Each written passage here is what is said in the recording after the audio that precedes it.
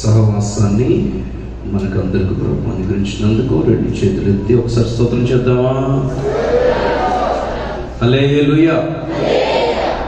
ఈ అవకాశాన్ని, సమయాన్ని మరి నన్ను ప్రేమతో ఆహ్వానించి ఇచ్చిన దైవజనులు నాన్నగారికి, అమ్మగారికి, అలాగే దైవజనులు పాస్టర్ వినోద్ మేథేశ్వర గారికి, పాస్టర్ గారికి నా హృదయపూర్వక కృతజ్ఞతలు తెలుపుకుంటున్నాను. కూడి వచ్చిన ప్రభు సంఘమైన మీకు అందరికీ నా హృదయపూర్వక శుభాలు, వందనాలు తెలియజేసుకుంటున్నాను. దేవునికి స్తోత్రం. హల్లెలూయా. మొత్తం మీద 2021 సంవత్సరానికి కొట్టుకొచ్చేసాను. హల్లెలూయా. ఎన్నో భయంకరమైన పరిస్థితులైనప్పటికీ, తెగుళ్ళైనా, వానలైనా, వరదలైనా, కరువు కాటకాలైనా, ఇరుకు ఇబ్బందులైనా దేవుడు మనలను సజీవ లెక్కలో భద్రపరిచి ఇంతవరకు నడిపించినందుకు స్తోత్రం చెప్దాం గట్టిగా ఒకసారి. హల్లెలూయా. పోయిన సంవత్సరం ఈ సమయానికి చాలా భయంకరమైన పరిస్థితులు గుండా మనం ప్రయాణించడం మొదలు పెట్టడం జరిగింది. పోయిన సంవత్సరం మార్చి నెల ఈ సమయానికల్లా మనం అంతకుముందు ఎలాగ సాధారణంగా బ్రతుకుతుండే వాళ్ళమో చక్కగా అన్ని విధాలుగా ఆ సాధారణ పరిస్థితులు ఇంతవరకు కూడా మళ్ళీ చోటు చేసుకోలేదు. ఇంతకంటే దారుణమైన పరిస్థితులు, రోజులు, దినాలు ఇంకా మున్ముందులు ఉన్నాయి. ఇవే దారుణం అనుకుంటున్నారేమో. ఇలాంటిదైతే మా లైఫ్లో ఎప్పుడు చూడలేదు అనుకుంటున్నారేమో. కానీ బైబిల్ చెప్తుంది, ఇదేం చూశారు, ఇంకా చూడాల్సినవి చాలా ఉన్నాయి. రోజు రోజుకి ఎంత పరిస్థితులు ఎంత దారుణంగా మారుతాయో,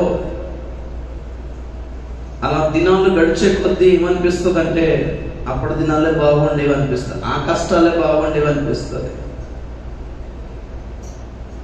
ఎలాంటి భయంకరమైన వైరస్లు, రోగాలు రాబోతున్నాయంటే అవి అనుభవిస్తున్నప్పుడు ఏమనిపిస్తుంది అంటే, ఆ కరోనాయే నయం అనిపిస్తుంది. కరోనా అదే బెటర్ అనిపిస్తుంది. అప్పటి నుంచి లాక్డౌనే బెటర్ అనిపిస్తుంది. ఇలాంటి పరిస్థితుల్లో దేవుడు మనల్ని విడిచిపెట్టక ఇంతవరకు నడిపించాడు. హల్లెలూయా. రోగాల బారిన పడినా, లాక్డౌన్ల బారిన పడినా, ఆర్థిక ఇబ్బందుల గుండా వెళ్ళినా దేవుడు మనల్ని బ్రతికించుకున్నాడు. దేవునికి స్తోత్రం. బ్రతికించుకున్నాడు అంటే చనిపోయిన వాళ్ళందరూ శాపగ్రస్తులేం కాదు. దేవుని ప్రజలు బ్రతికినా చనిపోయినా ధన్యులే. దేవుని ప్రజలు ఎలా చనిపోయినా దేవుని దగ్గరికి వెళ్తారు. చావు గురించి భయపడద్దు. వెనకో ముందో అందరూ వెళ్ళాల్సిన వాళ్ళనే. హల్లెలూయా. హల్లెలూయా. విదేశాల్లో జాబ్ చేస్తున్నారు అనుకోండి, వాళ్ళ కాంట్రాక్ట్ పూర్తయిపోగానే, వాళ్ళ వీసా గడువు పూర్తయిపోగానే బ్యాక్ అయిపోవడమే కదా. కొందరికి ముందే ఉంటుంది, కొందరికి తర్వాత వీసా గడువు పూర్తి అవుతుంది. ఈ లోకం అంతే. ఈ లోకం శాశ్వతం కాదు. ఈ లోకంలో మన జీవితాలకి రోగాలు, కష్టాలు లేకుండా చేయడం దేవునికి కష్టమేం కాదు. మంచి వర్షం పడేలా చేయలేడా? రోగాలు రాకుండా ఆపలేడా దేవుడు? ఇంత ప్రార్థన చేస్తున్నాం చాలా మంది.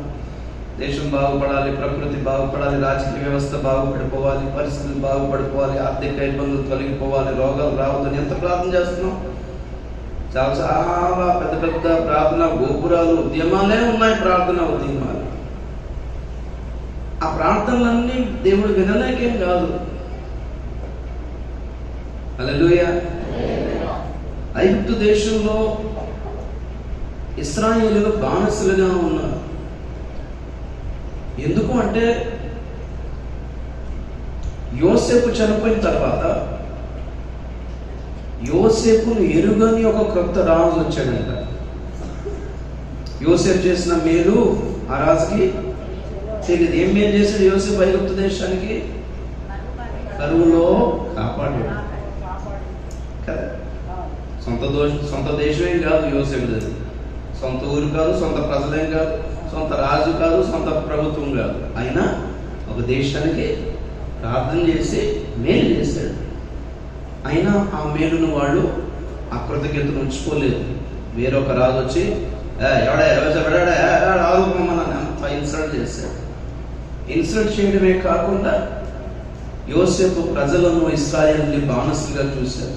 వీళ్ళు మన దేశం వాళ్ళు కాదు, వీళ్ళు మనలు కాదు, ఇదంతా ఇప్పుడు కులం మంది కాదు, జాతి మంది కాదు, మతం మంది కాదు, వీళ్ళు ఎప్పుడు వీళ్ళు ఏదో వేరే ఊరు నుంచి ఏదో శరణం పెట్టుకుంటూ వచ్చారయ్యా అంటే, వేరే వాళ్ళు వచ్చి అంత హాయిగా బతుకుతున్నారు అయితే అంటే వాళ్ళ ఇళ్ళు లాగేసుకొని, వాళ్ళు దోచేసుకొని, వాళ్ళ ఆస్తులు లాగేసుకొని, వాళ్ళ స్థలాలు లాగేసుకొని వాళ్ళని బానిసలు చేశారు. ఒక యోసేపు ఉన్నంత వరకు ఒక దీవెనకరమైన శ్రేష్టమైన స్థితిలో ఉన్న ఇశ్రాయేలు సడన్ గా ఏమైపోయారంటే ఆ ఊర్లో, ఆ దేశంలో దళితులు అయిపోయారు, మైనారిటీస్ అయిపోయారు, బానిసలు అయిపోయారు, చీప్ మనుషులు అయిపోయారు. ఏ హక్కులు వాళ్ళకి లేకుండా పోయింది. ఇలా 400 సంవత్సరాలు గడిచింది. ప్రశ్న ఏంటంటే ఐగుప్తు దేశంలో ఇశ్రాయేలుకి ఒక అనుకూలమైన ప్రభుత్వం కానీ పరిస్థితులు కానీ దేవుడు ఎందుకు ఏర్పాటు చేయలేదు? ఎందుకు తీసేశాడు?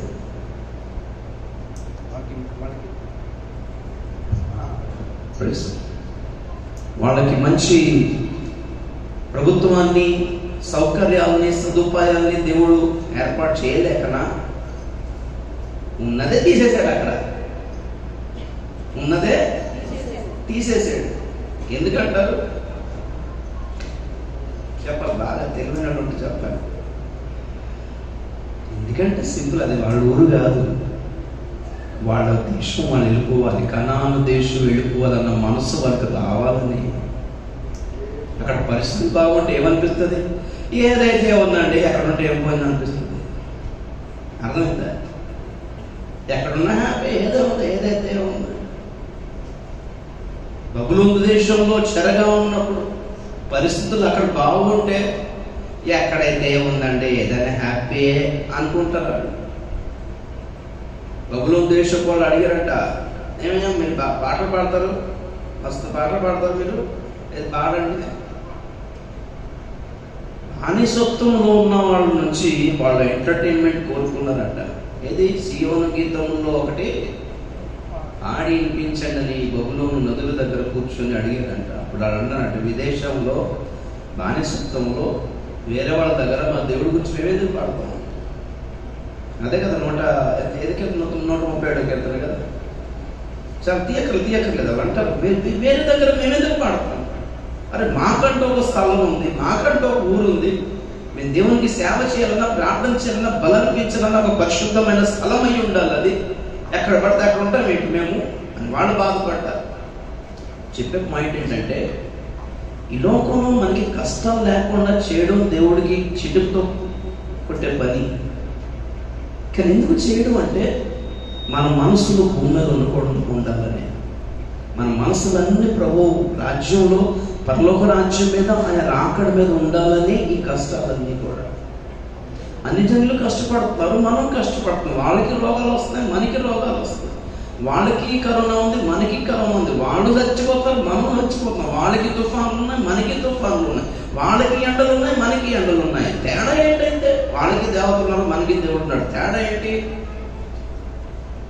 వాళ్ళు నమ్ముకున్న దేవతలు కానీ, గ్రంథాలు కానీ వాళ్ళకి నిరీక్షణ కలుగచేయలేదు, కానీ మనకి నిరీక్షణ ఉంది. ఈ లోకం కాకపోతే మనకి ఆల్టర్నేట్ ఉంది, ఇంకొక దేశం ఉంది, ఇంకొక లోకం ఉంది, ఇంకొక రాజ్యం ఉంది. ఈ ప్రభుత్వాలు కాపాడకపోయినా మనం కాపాడే దేవుడు ఒకడు ఉన్నాడు. వీడు పోషించకపోయినా మనం పోషించే దేవుడు ఒకడు ఉన్నాడు. ఒట్టిగా నమ్ముకున్నాం యేసు ప్రభుని, పనిపాట ఏం లేదు, ఒట్టిగా నమ్ముకున్నాం. ఎవరో మాయ మాట చెప్తే నమ్మేసినామా? డబ్బులు ఇచ్చి మార్చేస్తున్నాను అనుకున్నారు. ఏం డబ్బులు? హెలికాప్టర్లో దిగుతుంది కదా డబ్బులు వస్తాయి. ఎందుకు తెగులు పడి, ఎండలు పడి, బస్సులో పడి నలిగి రావాలి? దేవునికి స్తోత్రం కలిగింది కాక.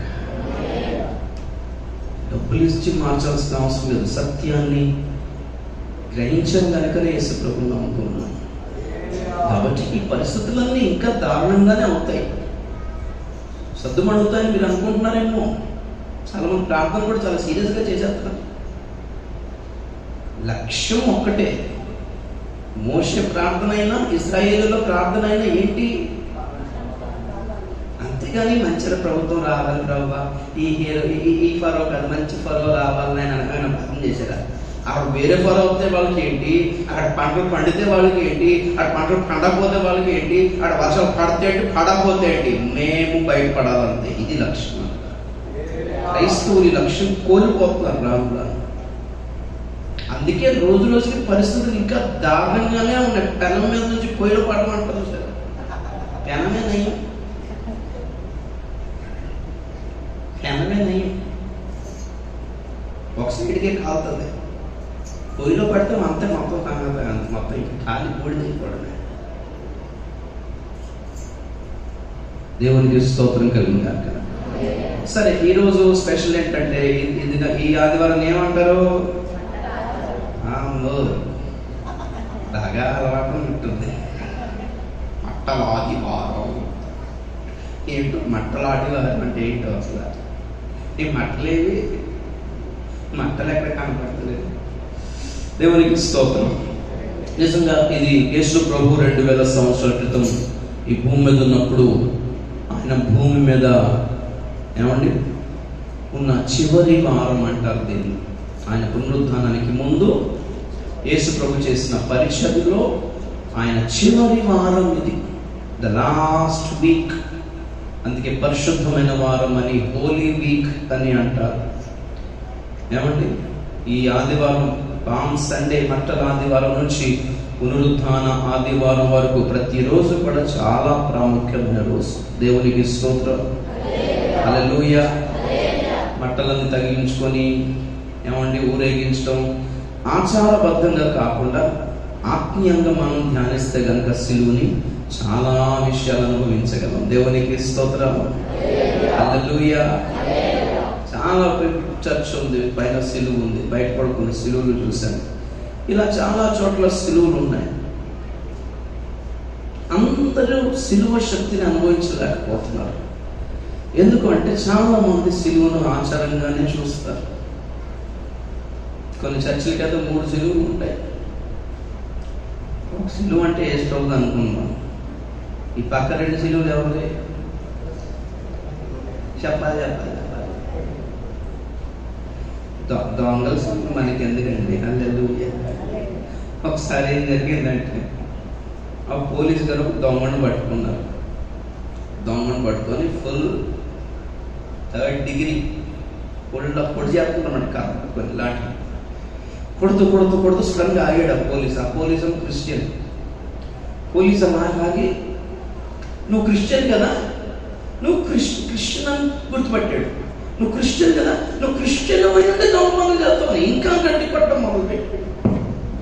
ఆ దొంగ ఆగు సార్, కొడుతున్నావు కదా, ఇందాక మంచి కొట్టావు, ఇప్పుడు ఎక్కువ కొడుతున్నావు. ఏం కదా, నువ్వు క్రిస్టియన్ కాబట్టి కొడుతున్నాను అన్నారు, ఎక్కువ కొడుతున్నాను అన్నా. నేను క్రిస్టియన్ నీకు ఎప్పుడు తెలిసిందన్నాడు. అది మెడలో సిలువ గొలుసు వేసుకున్నావు కదా, క్రాస్ వేసుకున్నావు, దాన్ని బట్టి తెలిసింది అన్నాడు పోలీసు. అప్పుడు ఈ దొంగడు అంటాడు, సార్ మీరు పొరపాటు పడ్డారు, ఇది మధ్యలో సిలువ కాదు, పక్క సిలువ అన్నాడు. పక్కన ఎవరిది? దొంగ. అందుకే దొంగతనం చేస్తున్నాను అంటాడు. మీరు వేసే సిలువలు ఎలాంటివి మరి? ఏ స్టవ్ సిలువ అయితే ఏ స్టవ్లా ఉంటారు. దొంగ సిలువలు అయితే దొంగలు బతుకులు బతుకుతారు. మరి బతుకు చూసి చెప్పి వచ్చి ఏ సిలువను వెంబడిస్తున్నారు అసలు, ఏ సిలువను మోపుతున్నారు అసలు, ఏ సిలువను భరిస్తున్నారో. బతుకులు నా నీతిగా పరిశుద్ధంగా ఉన్నాయి అంటే యేసు సిలువే. దేవునికి స్తోత్రం. అబద్ధాలు, మోసాలు, దొంగతనాలు, ఏమంటే కుట్రలు, కుయుక్తులు ఇవన్నీ ఉన్నాయంటే ఏ సిలువ? దొంగ సిలువే. మంచిది. దేవునికి స్తోత్రం గాక. ఈ దొంగశిలువల కథ ఏంటో సాయంత్రం చూద్దాం. ప్రస్తుతానికి మత్తయి సువార్త 21వ అధ్యాయము చాలాసార్లు వినుంటారు, కానీ ఈరోజు మరి స్పెషల్ కాబట్టి ఈ మట్టల ఆధారం సంగతి ఏంటో చూద్దాం. Praise the lord. 21వ అధ్యాయము 1, 2, 3 వచనాలు చదువుతాం. తర్వాత యెరూషలేమునకు సమీపించి ఒలివ చెట్ల కొండ దగ్గర ఉన్న బెత్పగేకు వచ్చినప్పుడు యేసు తన శిష్యులలో 2 చూచి, మీ ఎదుటనున్న గ్రామమునకు వెళ్ళుడి. వెళ్ళగానే కట్టబడి ఉన్న ఒక గాడిదయు దానితోనున్న ఒక గాడిద పిల్లయు మీకు కనబడును. వాటిని విప్పి నా యొద్దకు తోలుకుని రండి. ఎవడైనను మీతో ఏమైనను అన్న ఎడల అవి ప్రభువునకు కావలసి ఉన్నవని చెప్పవలెను. వెంటనే అతడు వాటిని తోలి పెట్టునని చెప్పి వారిని పంపెను. దేవునికి స్తోత్రం కలుగును గాక. హల్లెలూయా. యేసు ప్రభు చివరిసారిగా మరి యెరూషలేమునకు ప్రయాణమయ్యాడు. మరి అప్పట్లో పాత నిబంధన కాలంలో జకరియా గ్రంథంలో ఒక ప్రవచనం ఉండేది. ఏమిటి అంటే, నీ రాజు గాడిదనెక్కి వస్తాడు, గుర్తుపట్టు ఆయనను అని ఒక ప్రవక్త ఎప్పుడో పలికాడు. హల్లెలూయా. ఆ ప్రవచనాన్ని నెరవేర్చడానికి గాను యేసు ప్రభు చివరిసారిగా ఇప్పుడు యెరూషలేముకు వెళ్తూ రాజులాగా ఎంట్రీ ఇవ్వాలి అనుకున్నాడు. హల్లెలూయా, హల్లెలూయా. సరే, జరిగిన స్టోరీ మనకి తెలుసు. ఆయన గాడిదనెక్కి వెళ్ళాడు. చాలా మంది ఆ భర్తను పరిచారు రోడ్డు మీద దారంతట్లో. అప్పుడు యేసు ప్రభు యెరూషలేముకు వెళ్ళటం జరిగింది. వెళుతూ ఉంటుండగా జనులందరూ హోసన్నా దావీదు రాజునకు జయము అని వాళ్ళందరూ గట్టిగా బిగ్గరగా దేవుని మహిమపరుస్తూ యేసు ప్రభువును స్తుతిస్తూ మరి ఆ ఖర్జూర మట్టలు, ఈత చెట్ల ఆకులు పట్టుకొని అల్లాడిస్తూ దేవుని మహిమపరుస్తూ ఒక ఊరేగింపుగా వెళ్ళటం జరిగింది. అప్పుడు చాలా మంది శాస్త్రులు, పరిసయ్యులు, రాజకీయ దేవాలయ రాజకీయ కమిటీ అంతా వాళ్ళందరూ వచ్చి తిట్టారు అనమాట. ఏంటి మాట్లాడుతున్నారు అసలు? ఏంటి మీరేంటి? రాజు ఏంటి? ఎవరేంటి? జబోసన్న అంటున్నారేంటి? జయం అంటున్నారేంటి? దేవునికి స్తోత్రం అంటున్నారేంటి? స్తుతిస్తున్నారేంటి? ఏంటి ఇక్కడ ఎంత జరుగుతుంది? ఏంటిది? పర్మిషన్ ఉందా మీకు అని వచ్చేసారు వాళ్ళు కూడా. ఇప్పుడు వస్తుంటారు కదా మనకి, పర్మిషన్ ఉందా? దేవునికి స్తోత్రం. అప్పుడు ప్రభు చెప్తాడు, వీళ్ళు ఊరుకుంటే రాళ్ళు కేకలు వేస్తాయి. హల్లెలూయా. సరే, ఇది జరిగిన సంఘటన. ఆ తర్వాత ప్రభు దేవాలయంలోకి వెళ్ళి అక్కడ దేవాలయంలో ప్రార్థన జరగాల్సిన చోట, ప్రార్థన జరగాల్సిన చోట రూకలు మార్చు వాళ్ళు, మనీ ఎక్స్చేంజ్లు ఉంటారు చూసారా ఎయిర్పోర్ట్లో,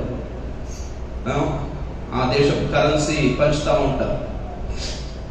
మనీ ఎక్స్చేంజ్ పార్టీ కూర్చున్నారు అక్కడ. గాడిద, గొర్రెలు అమ్మేవాళ్ళు, పావురాలు అమ్మేవాళ్ళు, అక్కడ బిజినెస్ జరుగుతుంటే ప్రభు వచ్చి దానంతటిని తోలివేసి, కొరడాలు తయారు చేసి ఆ పశువుల్ని తోలివేసి ఆ బలను బెంచులన్నీ తిరగేసి, ఏమండి వాళ్ళు అమ్ముకున్న డబ్బులన్నీ పడేసి, ఏం చేస్తున్నారు మీరు? నా దేవుని మందిరం ప్రార్థనా మందిరం అయితే దీన్ని మీరు బిజినెస్ గా దొంగలుగా చేశారంటే అని తిట్టడం జరిగింది. అలాగ దేవాలయం ఆయన శుద్ధి చేసి అక్కడ నుండి బేతనియా అని గ్రామానికి వెళ్తాడు. దేవునికి స్తోత్రం చెప్తాకంటే ఒకసారి. ఎవరుంటారు బేతనియాలో? ఎవరిల్లు ఉంది? మార్తా, మరియా, లాజరు వాళ్ళ ఇల్లు బేతనియా. సరే, ఇది జరిగిన స్టోరీ.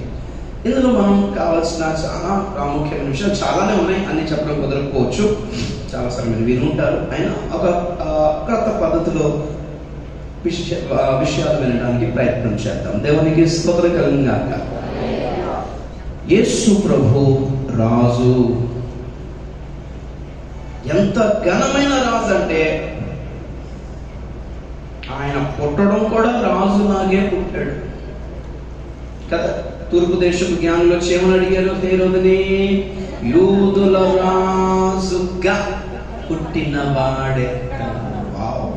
రాజుగా ఎవరు పుడతాడేంటి? పెద్ద రాజు అవుతాడు ఎవరైనా, అభిషేకం చేస్తే, పట్టాభిషేకం చేస్తే. కానీ రాజుగా పుట్టాడంట. బార్న్ కింగ్ అంట, born king. King is never born, king are made. రాజులు చేయబడతారు, ఎన్నిక చేయబడతారు, పట్టాభిషేకం చేయాలి. కానీ యేసు ప్రభు ఒక రాజులా పుట్టాడు. దేవునికి స్తోత్రం, హల్లెలూయా. తర్వాత శిలువ మీద యేసు ప్రభు చనిపోయినప్పుడు ఏమండి అక్కడ ఏం రాశారు పైన? యూదుల రాజు. He died as a king. హల్లెలూయా. మరి చనిపోయిన తర్వాత 3 రోజులు ఇప్పుడు ఎక్కడున్నాడు ఐడియా ఉంది మీకు లేదా? చెప్తాను, చూద్దాం. సాయంత్రంగా రేపు సాయంత్రం చెప్పడానికి ట్రై చేస్తాను. హల్లెలూయా. యేసు ప్రభు పునరుద్ధానుడై లేచి పరలోకానికి ఆరోహణమయ్యాడు. మరలా ఆయన రెండోసారి రాబోతున్నాడు. ఎలాగా? రాజులా పుట్టాడు, రాజులా చనిపోయాడు, రాజులా లేచాడు, రాజులా వెళ్ళాడు, రాజులా రాబోతున్నాడు. దేవునికి స్తోత్రం కలిగిన గాక. హల్లెలూయా. ఒక రాజు ఉండి జనాలు ఆయన్ని ఎందుకు గుర్తుపట్టలేదు రాజని అంటే ఆయన యాక్టివిటీస్ అలా ఉన్నాయి. మరి రాజు లాంటి టీవీ పెద్దగా చూపించలేదు ఆయన, రాజు లాంటి ఫోజ్ ఏం చూపించలేదు ఆయన, రాజు లాంటి ఈగో, ప్రైడ్, గర్వం, హోదా ఏమి చూపించలేదు ఆయన. ఎందుకు తూర్పు దేశపు జ్ఞానులు హేరోదు దగ్గరికి వెళ్ళి అడుగుతారు, ఇది రాజు పుట్టాడంటాడు, బాబు పుట్టాడంటే ఏమి? ఆ హేరోదు గారి టెన్షన్ చూడాలి. నాకు తెలియకుండా మా ఇంట్లో బాబు పుట్టడం ఏంటి, ఏం జరుగుతుంది అసలు ఇంట్లో? రాణిగారు నడవండి ఆవిడ, నాకేం తాపం తెలియదు బాబు అని. మరి అంతే కదా, ఎవరో బయట వాళ్ళు వచ్చి బాబు పుట్టాడంటే ఎట్లుంటుంది? మాకు తెలియకుండా మా ఇంట్లో పుట్టడం ఏంటి? మా రాణిగారు వచ్చి బాబు నాకేం తెలియదు. అమ్మ ఒక డౌట్ క్లియర్ అయిపోయింది, కానీ ఇంకో డౌట్ వచ్చింది. పుడితే మన ఇంట్లో పుట్టలేదని అర్థమైంది. ఇప్పుడు ఇంకో డౌట్ ఏంటంటే, పుడితే మన ఇంట్లో పుట్టాలి, కానీ రాజు పుడితే ఎక్కడ పుట్టాలి? అక్కడ పుడితే ఎక్కడ అవుతాయి? మన పొలంలో కొట్టాలి కానీ, మన నగంలో కొట్టాలి, మన జాబ్లో కొట్టాలి, మన హౌస్లో కొట్టాలి. కానీ ఏ రోజు గొడవ చూడండి, కష్టమో మన ఇంట్లో పుట్టేశాడా అని టెన్షన్, రెండో టెన్షన్ పొట్లెత్తుకో పొలాలు జరిగి అరే మన ఇంట్లో పుట్టకూడదు. ఎక్కడ పుట్టాడు? పశువులు. రాజు పుట్టాల్సింది రాజమహల్లో పుట్టాలి, కానీ ఆయన పశువుల పాకలో పుట్టాడు. అక్కడే రిజెక్ట్. జనాల దృష్టిలో వాళ్ళందరూ, యూదులందరూ కూడా యేసు ప్రభుని ఒక గేట్ దగ్గర కనిపెడుతుంది, ఇంకో గేట్లో చేసి దేవుని స్తోత్రం చెప్పడం గేట్ ఒక గేట్లో చెప్తాడు, ఇంకొక ఇక్కడ పట్టుకొని ఉంటే ఆ రూట్లో రాదు, ఏ రూట్లో వచ్చాడు? ఆ రూట్లో వచ్చాడు. ఇప్పటికీ యూదులు యేసు ప్రభుని మెస్సేగా అంగీకరించలేదు చాలా మంది. ఇంకా వస్తాడని అదే గేట్ దగ్గర ఉన్నారు. అర్థమైందా? అదే గేట్ దగ్గర ఉన్నారు. యేసు ప్రభు ఇంకో రూట్లో వచ్చి మనకి రాజు అయిపోయాడు. దేవునికి స్తోత్రం, హల్లెలూయా. ఎందుక బాధ? ఎందుకలా పశువుల పాటలు ఎందుకు పుట్టాలి? ఆయన రాజు అయ్యింది. దేవునికి స్తోత్రం. ఎందుకు? Praise the lord. ఇప్పుడు మనకి వరదలు వచ్చినప్పుడు, తుఫానులు వచ్చినప్పుడు ఇళ్ళన్నీ కొట్టుకెళ్ళిపోతే, మొత్తం వరదలు అయిపోయి అంతా కొట్టుకెళ్ళిపోతుంటే జనం అందరూ బిక్కు బిక్కు అనుకుంటే ఏ చెట్టు పట్టుకునో, గుట్ట పట్టుకునో, పుట్ట పట్టుకుని వేలాడుతూ ప్రభుత్వాలు అందించే పులిహార హోటళ్ళ కోసం చూస్తూ ఉంటే మంత్రి గారు హెలికాప్టర్లో తిరుగుతుంటారు చూసారు పైన. సుడిగాలి పర్యటన తిరుగుతూ ఉంటారు. అలా అంత మొత్తం ఇలా వచ్చిందనమాట వరదలు. అంటే కింద ఈ చెట్లు పట్టుకున్న వాళ్ళు ఏం చెప్తుంటారంటే, ఓ సారు అంటే పోతున్నావు సారు, ఎందుకురా కింద పోతే చూడు మా బాధలు ఏంటో, అంతే కదా. నా అడ్డుపోతే నీకేం తెలుస్తుంది? కిందకు వచ్చి మా రోడ్డు మీద వచ్చి మా రోడ్డు మీద వెళ్తారంట వాళ్ళు. రోడ్లు బాగాలేవు సార్ అంటేనే హెలికాప్టర్ వెళ్తారా? ఆ బాగోలేని రోడ్లు కూడా కనపడలేదు, మొత్తం బురద వరద. మా బాధలు మీకు తెలియాలంటే కిందకి రండి సార్. మీరు అక్కడ ఉంటే మా బాధ ఏం తెలుస్తుంది మీకు? మేమేం నీళ్లు తాగుతున్నామో మీరు వచ్చి మాతో ఉంటే మా ఇంట్లో మా నీళ్లు తాగితే మీకు అర్థమవుతుంది. మీరు ఇచ్చే బియ్యం ఎట్టంటిదో మీకు అర్థం కావాలంటే మీరు ఇచ్చిన బియ్యం వంట మేము చేస్తాం, మీరు తీసి చూపించండి. ఎలాగో మాకు ఆకలికి కడుపు మాడి మేము ఎన్ని తిప్పలు పడుతున్నామో మీరు అక్కడెక్కడ ఉంటే ఎట్లా తెలుస్తారు సార్? వచ్చి మా ఊరు వచ్చి ఉన్న 10 రోజులు అంతే కదా, అంతే కదా. ప్రజల బాధ అర్థం కావాలంటే ఏం చేయాలి? ఆ మధ్యలో వెళ్ళిపోయి ఆ మధ్యలో ఉంటే అర్థం అవుతుంది. యేసు ప్రభువు అలాగా ప్రజల మధ్యకి దిగి వచ్చిన వాడే ఆయన. హల్లెలూయా. అన్ని వర్షాలు వానలు వచ్చినా గుళ్ళు గోపురాలన్నీ కొండ మీదే ఉంటాయి. ఎక్కడ ఉంటాయి? ఎందుకు? అక్కడ వరద రాదు, మేము సేఫ్. కానీ యేసు ప్రభువు అలా కాదు. ఆయన పశువుల పాకలు పుట్టి ప్రజల బాధను అనుభవించాడు కాబట్టి మనకు సహాయం చేయగలుగుతున్నాడు. దేవునికి స్తోత్రం. ఒక రాజు యొక్క లక్షణం ఉంది, తన ప్రజల యొక్క బాధలు ఏంటో చూడాలి, అనుభవించాలి, అర్థం చేసుకోవాలి. దేవునికి స్తోత్రం. ఇది యేసు ప్రభు చేసిన ఫస్ట్ నెగిటివ్ పని ఏంటి అంటే ఆయన రాజమహల్లో పుట్టలేదు. ఎక్కడో మారుమూల చిన్న గ్రామంలో ఒక పశువుల పాక దగ్గర, పశువుల పాక అని అంటాం కానీ జనరల్గా ఆయన పశువుల పాకలో కూడా పుట్టలా, అలా రాయబడలేదు. పుట్టిన తర్వాత ఆయనను ఉంచడానికి చోటు లేక పశువుల తొట్టిలో ఉండబుట్టి, పశువుల పాకలో పుట్టలేదు. వాడుకలో మనం అనేస్తాం అలా, పశువుల పాకలో పుట్టేశాడని. కానీ మరి ఎక్కడ పుట్టినట్టు ఏమైనా ఐడియా ఉందా? ఆయనకి పుట్టడానికి ఎవరు ఎక్కడా స్థలం లేదు. పాపం తల్లి మరియా నిండు గర్భిణి, ప్రసవ నొప్పులు మొదలైపోతుంది. ఎక్కడన్నా డెలివరీ చేయాలని అప్పటికే గవర్నమెంట్ ఆర్డర్ ఇచ్చింది, మీరు మీ ఓటర్ కార్డు మీ ఆధార్ కార్డు అంతా రాయించుకోండి అని వచ్చింది అక్కడ ఆర్డర్. జనాభా లెక్కలు ఎవరి మీద ఎవరు అక్కడికి వెళ్ళిపోయి ఆఫీస్లో రాయించుకోండి అంటే సడన్గా ఆర్డర్ వచ్చేసరికి ఏం చేస్తారు? అందరూ తమ తమ ఊర్లు వెళ్తారో వెళ్ళరా? కరెక్ట్గా అదే టైంకి బెత్లెహేములో ఎక్కడెక్కడ లేని జనాలు అందరూ వచ్చి ఉన్నారు అక్కడ. కాబట్టి సత్రం కూడా నిండిపోయిందట. ఇప్పుడు హోటల్స్ నిండిపోయింది, రెస్ట్ రూమ్స్ నిండిపోయింది, గెస్ట్ హౌస్లు నిండిపోయింది. ఇక బంధువులు అంటారా, అందరు బంధువుల్లో చుట్టాలు వచ్చి ఉన్నారు. వీడి బంధువులు ఎవరు ఉన్నారో లేదు తెలియదు. కానీ యోసేపు అనేది ఎవరు ప్లేస్ ఇవ్వలేదంట, ఎవరు ప్లేస్ ఇవ్వలేదు. సొంత ఊర్లో కూడా ప్లేస్ లేకుండా పోయినట్టే గమనించండి మీరు. సొంత ఊర్లోనే ప్లేస్ లేదు, సొంత వాళ్ళ దగ్గరే ప్లేస్ దొరకలేదు ఆయనకి. ఇప్పుడు యేసు ప్రభుని అన్యజనులు అంగీకరించట్లేదు, యేసు ప్రభు దేవుడు కాదు అంటున్నారు. అసలు యేసు ప్రభుని అంగీకరించట్లేదు, అన్యజనులు అని మనం తిట్టుకుంటాం. కానీ ఆంధ్రలే క్రైస్తువులే చాలా మందికి యేసు ప్రభు అంటే లెక్కలేదు. బయట సంగతి ఎందుకు? అంతేనా?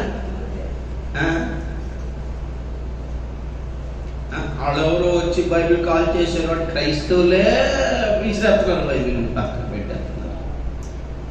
వాళ్ళెవరో వచ్చి చర్చ పడగొట్టేశారు, అన్యజనులు వాళ్ళు, దయ్యం పట్టిన వాళ్ళు, క్రైస్తవులే రాజకీయాలు చేస్తున్నారు చర్చల మీద. దేవుని మందిరం మీద అయ్యో అన్న మనసు భయం కూడా లేదు చాలా మందికి. ఇప్పుడు ల్యాండ్ ఉందండి, చర్చ్ ఉందండి, పక్కన అన్యజనుల కన్నా భయం ఉంటుంది ఇది దేవుని మందిరం అని. కానీ తమ క్రైస్తవులకి దేవుని మందిరం అనే భయం లేదు. ల్యాండ్ ప్రాపర్టీయే, దీని మీద రాజకీయాలు, మాదా నీదా నీదా నాదా ఇదే. అరే ఇదేమన్నా బయట ఏమన్నా ఇళ్ళా లేదా షాపా దాని మీద రాజకీయం చేయడానికి? దేవుని మందిరం. క్రైస్తవులకే లెక్కలేదు, తన సొంత ప్రజలే ఆయనను అంగీకరించలేదంట. అన్ని జనులు బైబిల్ కాల్ చేసి అన్ని జనులు చర్చ పడగడం పెద్ద లెక్క కాదు, అసలు అక్కడ లెక్కలోనే లేదు. ఆయన సొంత ప్రజలే చాలా మంది దేవుడు క్రైస్తవులే చర్చికి రాదు. మరియా దేవుడు మధ్యలో ఎప్పుడు వస్తారు, మధ్యలో లేచి వెళ్ళిపోతారు. దాని అర్థం ఏంటి? మధ్యలో వచ్చి మధ్యలో లేచి వెళ్ళిపోతుంది దాని అర్థం ఏంటి చెప్పండి, మీరు చెప్పండి. మరి అది ఇచ్చినట్ట లేదన్నట్ట? లేదన్నట్టే కదా. ఒక సినిమా హాల్లోనైనా పూర్తిగా ఉంటారు స్టార్టింగ్ నుంచి ఎండింగ్ వరకు. అయ్యో స్టార్ట్ అయిపోయింది, 15 నిమిషాలు లేట్ అయిపోయింది, అక్కడ బాధపడతావు కానీ కదా. ఒక సినిమా హాల్లోనైనా కాబట్టి లేట్ అయిపోయింది, ఫస్ట్ నుంచి నేను లేనని బాధపడతావు. కానీ ఎప్పుడో చర్చలకి ఎప్పుడో ఫస్ట్ నుంచి రాలేకపోయినా బాధపడ్డావా? ఏవో సరే పనులుండి లేట్ అయ్యే అవకాశాలు ఉన్నాయి, తప్పేం కాదు కదా, పాపమేం కాదు. లేటుగా వస్తే నరకానికి వెళ్ళిపోతారు, తొందరగా వెళ్ళిపోతారు, నరకానికి వెళ్ళిపోతారు అనట్లేదు. కానీ చిన్న చిన్న విషయాలు ఏం కనపడుతుందంటే నువ్వు దేవునికి ఎంత రెస్పెక్ట్ ఇస్తున్నావు తెలుస్తుంది అంతే. హల్లెలూయా. అంతే కదా, చిన్న చిన్న విషయాల్లోనే దేవుడు పట్టించుకుంటాడు ఇవి. కానీ ఏమన్నాడు, అది మంచితనం అయింది. మేమంటాం, మేము తిడతాం, శాంపుల్ తిడతాం కదా, నేర్చుకుని తిట్టాడు, వచ్చుకుంటాడు. సరే బిడ్డ, నీ దృష్టికి నేను అంతే, నా విలువ అంతేనా, సరే బిడ్డ మంచిది అంటాడు, అంతే తప్ప. మంచోడు కాబట్టి బతుకుతున్నాం ఈరోజు. సోదం చెప్పగలడు ఒకసారి. మనం బతుకుతున్నాం అంటే దేని బట్టి? మనం మంచోడు అని కాదు, ఆయన మంచోడనే బతికేస్తున్నాం. మన ఆట సాగుతున్నాయి అక్కడ. మర్యాద లేదు దేవుడు అంటే. బాగా డెలివరీ టైం అయిపోతుంది, బిడ్డ బయటకు వచ్చేస్తున్నాడు. అమ్మ అమ్మ అమ్మ ఇక్కడ పక్కన ఈ డోర్ పక్కన నేను డెలివరీ చేసి వెళ్ళిపోతాను తల్లి, అమ్మ పిల్లి గారు బాబాయ్ గారు వాడా మాకు తలిపేస్తున్నాడు. ఎవరో ఏంటో అమ్మాయి తీసుకొచ్చాడు, డెలివరీ అంట, పెళ్ళైందో లేదో మనకేం తెలుసు, మనకెందుకు తెలుసు, ఏ కేసు అవుతుందో మనకేంటి అని అందరూ తలుపులేసేస్తారు. మనకేందుకు తెలుసు అనుకుని రోడ్డు మీద ప్రసవించేసింది అని అర్థం. ఈ మధ్య చూస్తున్నాం కదా వార్తల్లో, టీవీల్లో, రోడ్డు మీద ప్రసవించేసిన స్త్రీ, బస్ స్టాండ్లో ప్రసవించేసిన గర్భిణి, అంతే కదా. గవర్నమెంట్ హాస్పిటల్లో డబ్బులు ఇవ్వలేదని బయటకు గేటేస్తే ఆ బయట వరండా గేట్ దగ్గర ప్రసవించేసిన స్త్రీ, బాయ్ ఫ్రెండ్ మోసం చేసి తరిమేస్తే, భర్త కట్నం తెలదని భర్త తరిమేస్తే ఆ బయట ఎక్కడ పడి డెలివరీ చేసిన స్త్రీ. అలా చాలా మంది పిల్లలు రోడ్డు మీద పుట్టేశారు తెలుసా. వాళ్ళు ఏమనుకుంటారు తెలుసా, మా అలా పుట్టి ఉంటే మీకు తెలుస్తుంది నా బాధ ఏంటో అని అంటారని. యేసు ప్రభు అలా పుట్టాడు అందరిలో. స్తోత్రం చెప్పండి ఒకసారి. ఆ బాధ కూడా తీసేసేకి. మరి కడుపులో ఉన్నప్పుడు యోసేపు ఏమన్నాడు? నాకు సంబంధం లేదు అన్నాడు. అన్నాడు లేదా? అంతే కదా. ఈ బిడ్డకి నాకు అమ్మ నాకు సంబంధం, అంత నీచుకున్నాడు, అంత పవిత్రుడు, నా సంబంధం అని దొంగనీతారన్నమాట. రహస్యముగా విడనాడను ఉద్దేశించి నాకు సంబంధం లేదు వదిలేస్తాను. అప్పుడు దోత వచ్చి అంటాడే, పెద్ద పూజ, అది నీతిమంతుడు అనుకుంటున్నావా? మరి ఏ తప్పు చేయలేదు, ఆమె గర్భంలో ఉన్నది పరిశుద్ధమైన దేవుని కుమారుడు, పరిశుద్ధాత్మ వల్ల గర్భం ధరించింది. ఆమెను చేర్చుకున్నటకు భయపడవద్దు, సిగ్గుపడవద్దు, మొహమాటపడవద్దు. ఆమేన్. పరిశుద్ధాత్మ ద్వారా మన జీవితంలో దేవుడు ఎప్పుడైతే కార్యం చేయడం మొదలు పెడతాడో జనులు మనం ద్వేషించడం మొదలు పెడతారు, వదిలేయడం మొదలు పెడతారు, అసహించుకోవడం మొదలు పెడతారు, వెలివేయడం మొదలు పెడతారు. భయపడద్దు. అప్పుడు అదే రిస్క్. అంటే దేవదూతలు వెళ్ళి వాళ్ళందరితో మాట్లాడడం జరుగుతుంది. దేవునికి స్తోత్రం కలిగిన గాక. హల్లెలూయా. పశువుల పాకలో పుట్టలేదు, రోడ్డు మీద పుట్టేశాడు. తల్లి గర్భంలో ఉండి కూడా తండ్రి ఎవరో తెలియని పిల్లలు చాలా మంది ఉన్నారు. అమ్మ అమ్మ మా నాన్న అడిగితే కూడా చెప్పలేని స్థితిలో చాలా మంది తల్లులు ఉన్నారు. కొంతమందికి తెలియదు కూడా, ఎవరో నాకు కూడా తెలియదు. ఇలాంటి పరిస్థితుల్లో తల్లి ఎవరో, తండ్రి ఎవరో, ఊరేదో, పేరేదో, వంశం ఏదో, జాతి ఏదో, కులం ఏదో, మతం ఏదో తెలియక అనాథగా లవారీస్ అంటారు వాళ్ళని. చాలా మంది పిల్లలు ఉన్నారు.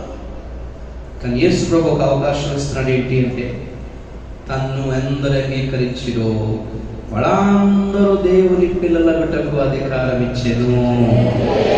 హల్లెలూయా. యేసు ప్రభు నమ్ముకుంటే దేవుడు చెప్తాడట, వాళ్ళ తండ్రి లేడు అనుకోకు, నేనే వాళ్ళ దేవుడిని, తండ్రిని కూడా. దేవునికి స్తోత్రం. ఎంత మంచి దేవుడు ఎక్కడ దొరుకుతాడు చెప్పండి?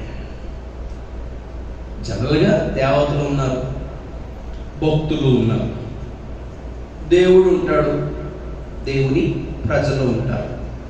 కానీ మనకు దేవునికి ఉన్న సంబంధం ఏంటో తెలుసా? ఆయన దేవత, మనం భక్తులు ఏం కాదు.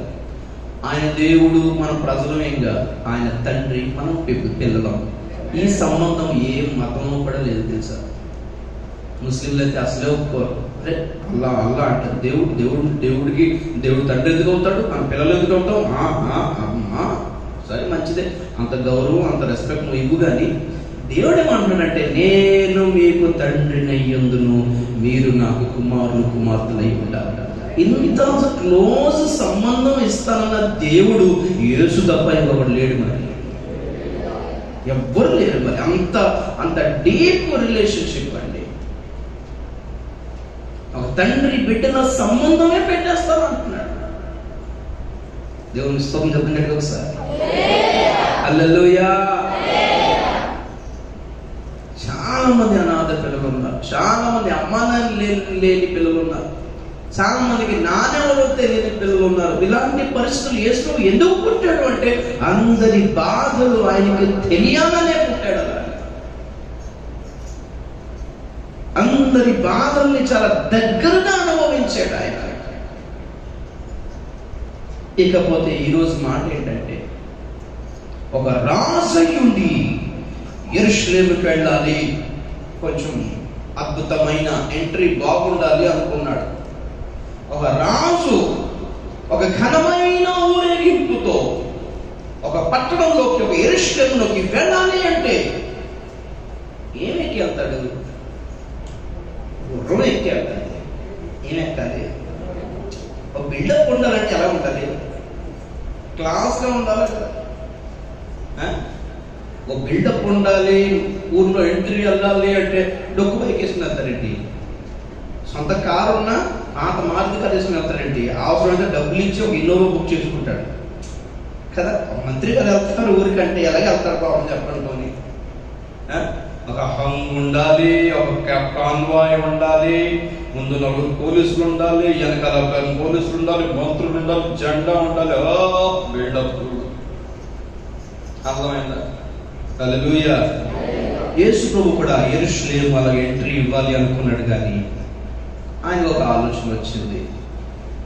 గుర్రాలు రెడీగా ఉన్నాయి, హల్లెలూయా, రథాలు రెడీగా ఉంది. కానీ ప్రభు ఏమన్నాడు? నాకు గాడిద కావాలి. దేవునికి స్తోత్రం చెప్పండి గాడిద ఒకసారి. హల్లెలూయా. అది అదే చెప్తున్నా. ఒక రాజు ఏ విధంగా రావాలో యేసు ప్రభు అలా రాలేదు. ఆయన వేరే రూట్ ఎంచుకున్నాడు. అందుకే అంగీకరించలేదు. రాజు అయ్యుంటే రాజమహల్లో పుట్టాలి, కానీ పశువుల భాగంలో పుట్టడం ఏంటి? రాజు అయ్యుంటే ఊరు వెళ్ళి దేశాలు వెళ్ళి వాళ్ళని ఆక్రమించి తొక్కి వాళ్ళని జయించి వాళ్ళ పేపట్లు లాక్కొచ్చి మోహరింపజేసి బానిసల్లా చేసుకుని కత్తి పైకెత్తి ఏలాలి. కానీ లేదు, ఆయన పేద ప్రజల దగ్గరికి వెళ్ళిపోయి చేర్చుకుంటున్నాడు, మాట్లాడుతున్నాడు, వాళ్ళతో తింటున్నాడు, వాళ్ళతో ఉంటున్నాడు, వాళ్ళకి కష్టం వస్తే ప్రార్థన చేస్తున్నాడు, రోగం వస్తే ముడుతున్నాడు, స్వస్థపరుస్తున్నాడు. ఇది ఇది ఇది రాజుగారి యాక్టివిటీలా లేదే. ఒక రాజయ్యుంటి గుర్రం మీద వెళ్ళాలి, కానీ గాడిద మీద వెళ్ళడం ఏంటి? గుర్తుపెట్టుకోండి. ఈ రోజున మట్టల ఆదివారం అంటే మట్టల గురించి ఏం కాదని, ఒక గాడిద మీద ఊరేగడానికి ఇష్టపడిన యేసు గురించే ఈ మట్టల ఆదివారం. Praise the lord. తనకు ఘనత రావటానికి ఘనమైనవి ఎన్నుకోలేదు ఆయన. తన ఘనత కొరకు ఒక సామాన్యమైన దానిని ఎన్నుకున్నాడు. అది యేసు ప్రభు యొక్క మనసు అంటే. మనకి ఈ గాడిదే నేర్పిస్తుంది. Praise the lord. గుర్రం మీద వెళ్ళాలి, రథాల మీద వెళ్ళాలి, చాలా అఫీషియల్ గా, చాలా హై పొజిషన్ లో వెళ్ళాలి. చూడండి, అక్కడ యేసు ప్రభు శిష్యులు పిలిచి బాబు యెరూషలేంకి వెళ్తున్నాం, కొంచెం ఏర్పాట్లు బాగుండాలి అంటే ముందు ఏర్పాట్లు సార్ మాస్తు మీకు విజిలేసి చప్పట్లు కొట్టి ఊరేగించి దండలేసి పూలు చల్లేవాళ్ళు చాలా మంది రెడీగా ఉన్నారు. మరి కాకపోతే ఏ వెహికల్ తీసుకురావాలి, దేని మీద వెళ్తాం? గుర్రాలు రెడీగా ఉన్నాయి ప్రభా, ఇప్పుడే మాట్లాడేసాం, అడ్వాన్స్ కూడా ఇచ్చేసారు. కాదు, ఎదురుగా కనపడుతున్న ఊరిలోనికి వెళ్ళండి. ప్రైజ్లో అక్కడ కట్టబడిన ఒక గాడిద కనిపిస్తుంది. కట్టబడిన గాడిద, ఆ గాడిద పక్కన ఒక గాడిద పిల్ల కనిపిస్తుంది. జనరల్గా గొర్రె మేకలను బాగా చూసుకుంటారు, ఎందుకంటే బాగా మేపుతారు. ఎందుకు? గొర్రె వలన అన్ని విధాలుగా లాభం ఉంది. గొర్రె మేక పాలు తాగిన వాళ్ళు ఉన్నారు, దాని చర్మం తీసి ఊళ్ళు కుట్టిన వాళ్ళు ఉన్నారు, స్వెటర్లు కుట్టే వాళ్ళు ఉన్నారు, ఇకపోతే దాని మాంసం కదా మటన్ కొట్టుకు అమ్ముకునే వాళ్ళు ఉన్నారు కదా. ఆవులు, గేదెలు, బర్రెలు వీటి కూడా పాలు తీసుకునే వాళ్ళు ఉన్నారు, దాన్ని కోసుకుని తినేవాళ్ళు ఉన్నారు, పొలం దున్నే వాళ్ళు కూడా ఉన్నారు, అంతే కదా. గుర్రాలు వాటి కూడా బాగా మేత వేస్తారు, గుర్రపు స్వారీ చేసిన ఉన్నారు, గదాలు లాగినవి ఉన్నాయి కదా, గుర్రపు బండ్లు ఉంటాయి, అంతే గుర్రపు పోటీలు ఉంటాయి, వాటిని బాగా చూసుకునే వాళ్ళు ఉన్నారు, కుక్కలకి బాగా చూసుకునే వాళ్ళు ఉన్నారు, ముద్దుగా ఉంటాయి పిల్లుల్ని పెంచుకునే వాళ్ళు ఉన్నారు. కానీ గాడిదని ఒకడు ఎందుకు బాగా చూసుకుంటాడు? బరువు మోయడ భారవాహక పశువు అంటాడు. అక్కడ భారవాహక పశువు అయిన గాడిదనెక్కి వచ్చుచున్నాడు. దేవునికి స్తోత్రం. 5వ వచనంలో, ఇదిగో నీ రాజు సాత్వికుడై గాడిదను అనగా భారవాహక పశువు పిల్ల. భారవాహక అంటే బరువులు మోసేది అని అర్థం. నాకు చూడాలి, స్తోత్రం చెప్పండి ఒకసారి. బరువులు మోయడం తప్ప, వాళ్ళ బరువు వీళ్ళ బరువు, వీళ్ళ బరువు వాళ్ళ బరువు మోయడం తప్ప, ఎప్పుడు పడితే వాడు దాన్ని బానిసగా చూడటమే తప్ప సరిగ్గా మేత కూడా పెడతారో ఎవ్వడి తెలియదు. దాని పని గాడిద పని అది, బరువులు మోయడం. పాపం ఎవరు అలవాటు చేశారో కానీ దానికి, ఇక దానికి తప్ప దేని పనికి అది. ఇక సాకులోడు ఆ కాలంలో, పాతకాలంలో సాకులోడు ఎక్కువ వాడేవాడు అంటారు. ఇప్పట్లో గాడిద పాలకు కూడా విలువ ఉంది, 1000 రూపాయలు లీటర్ ఎంత కొంటాం దాన్ని, ఏదో రోగానికి పని చేస్తుంది అంతే తప్ప పెద్దగా గాడిదతో పెద్ద పని మాత్రం అసలు ఏం కనపడదు. గుర్రంతోనైనా పని ఉందేమో కానీ గాడిదతో పని ఉండదు జనరల్గా. కానీ యేసు ప్రభు చెప్తున్న మాట గమనించండి, కట్టబడిన గాడిద. చెప్పండి, ఏం గాడిద? ఎవరు వస్తున్నారు అసలు? కట్టబడిన గాడిదని చెప్తున్నారు. ఆ గాడిద ఎవరు? మనమే. హల్లెలూయా. ఆ గాడిదలు ఎవరు? అది సిగ్గుపడమని చెప్పాలి. దేవుని స్తోత్రంగా. అనవసరమైన భారం వేయడం తప్ప మన బతికి మంచి పనేమీ లేదు. అప్పుల భారం, కుటుంబ భారం, అద్దె భారం, ఈ భారం, రోగాల భారం, సంసార భారం, ఎక్కడ లేని భారాలతో బరువులతో నలిగిపోతున్నాం మన బతుకులను పడి. ఎవడు పట్టించుకోవడం. కట్టబడిన గాడిదలు మనమే. దేనికో కట్టబడిపోయి ఉన్నాం. కొన్ని కట్టుబాట్లకు, కొన్ని ఆచారాలకు, కొన్ని సాంప్రదాయాలకు, కొన్ని విధులకు, కొన్ని కుల కట్టుబాట్లకు, కొన్ని మత వ్యవస్థ కట్టుబాట్లకు, కొన్ని ఆచారాల కట్టుబాట్లకు కట్టబడిన గాడిదలు మనం. ఎంత కష్టపడతామో అంత తక్కువ తింటాం. కష్టపడిన దానికి తగిన ప్రతిఫలం దొరకదు మనకి, తగిన కూలి దొరకదు మనకి, తగిన జీతం దొరకదు మనకి. కష్టపడినంతగా సరిగ్గా తినలేని పరిస్థితి మన బ్రతుకులకి అన్నింటికి. కట్టబడిన గాడిద. దేవుడు ఎంత మంచోడో తెలుసా? గుర్రాలను ఎన్నుకోగలిగిన దేవుడు గాడిద కావాలి అని కోరుకున్నాడు. హల్లెలూయా.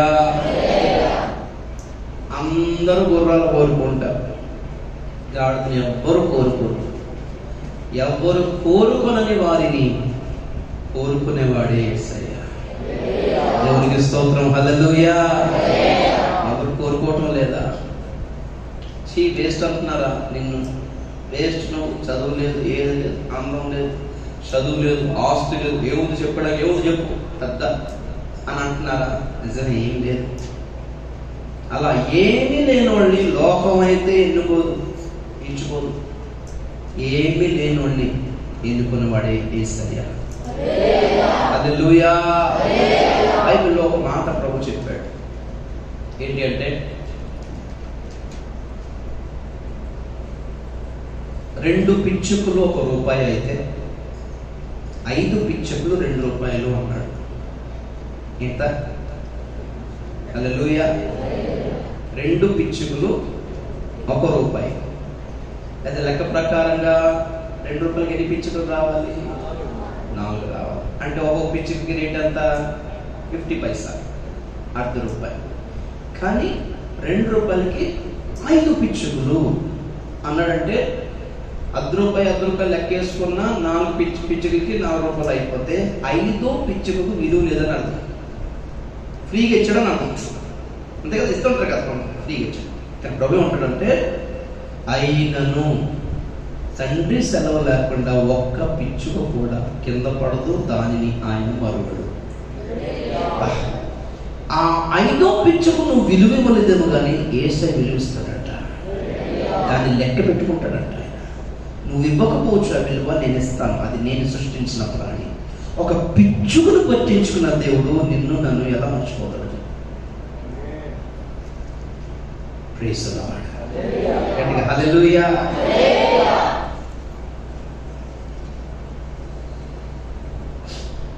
ఒక పిచ్చుకును కూడా మర్చిపోని దేవుడు. ఏముంది పిచ్చుకను ఎవరు తీసుకుంటారు పెద్దగా చెప్పు?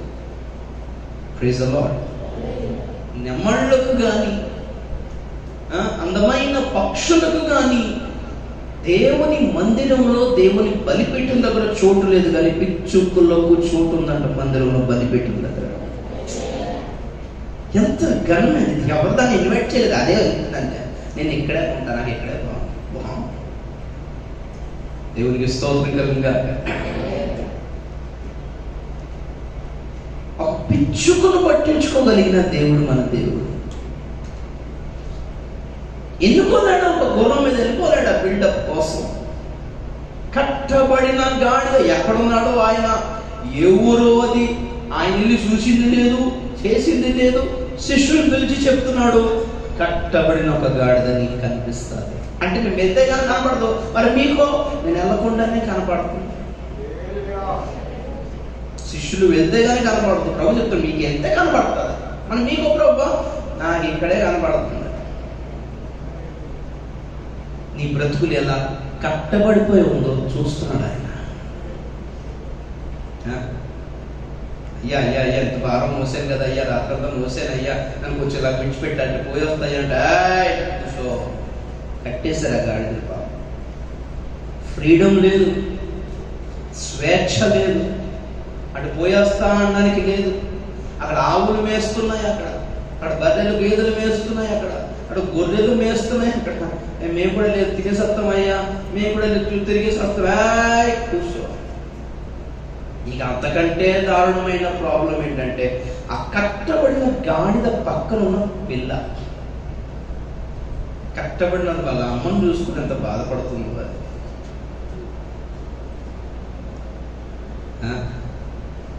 ఆ బిడ్డకి పాలు ఇవ్వగలుగుతుందో లేదో ఆ గాడిద పాపం. కానీ ప్రభు ఎంత గొప్పవాడో తెలుసా? గాడిదయు గాడిద పిల్లయు. స్తోత్రం చెప్పండి గట్టి ఒకసారి.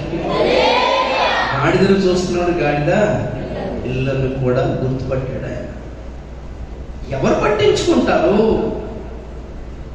ఎవరు పట్టించుకుంటారు? అలా పట్టించుకోగలిగిన దేవుడు ఒక్కడే, ఆయన పేరు యేసు.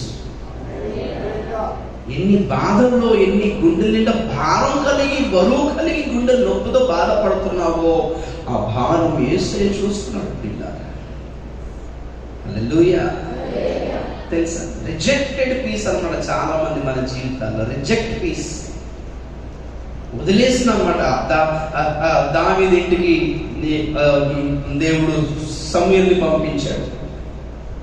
యెష్షయి ఇంటికి వెళ్ళు, అతని కుమారులలో ఒకరిని నేను రాజుగా ఎన్నుకున్నాను, ఏర్పరచుకున్నాను అనగానే సమూయేలు వెళ్ళి అడిగాడు, యెషయా గారు మా ఇంటికి వచ్చాం, దేవుడు పంపించాడు, మరి మీకు కుమారులు ఉన్నారంట, మరి వాళ్ళలో ఒకటి దేవుడు మరి ఈ దేశానికి ప్రెసిడెంట్ ఎన్నుకోవాలనుకుంటున్నాడు, రాజుగా ఎన్నుకోవాలనుకుంటున్నాడు, మరి పిలవండి, మీ పిల్లలు అంటే ఎవరే పెద్దడా, ఎవరే చిన్నాడు, ఎవరే నడిపాడు, అందరు రా అంటే వాళ్ళందరూ ఒక్కొక్కరు వచ్చారు.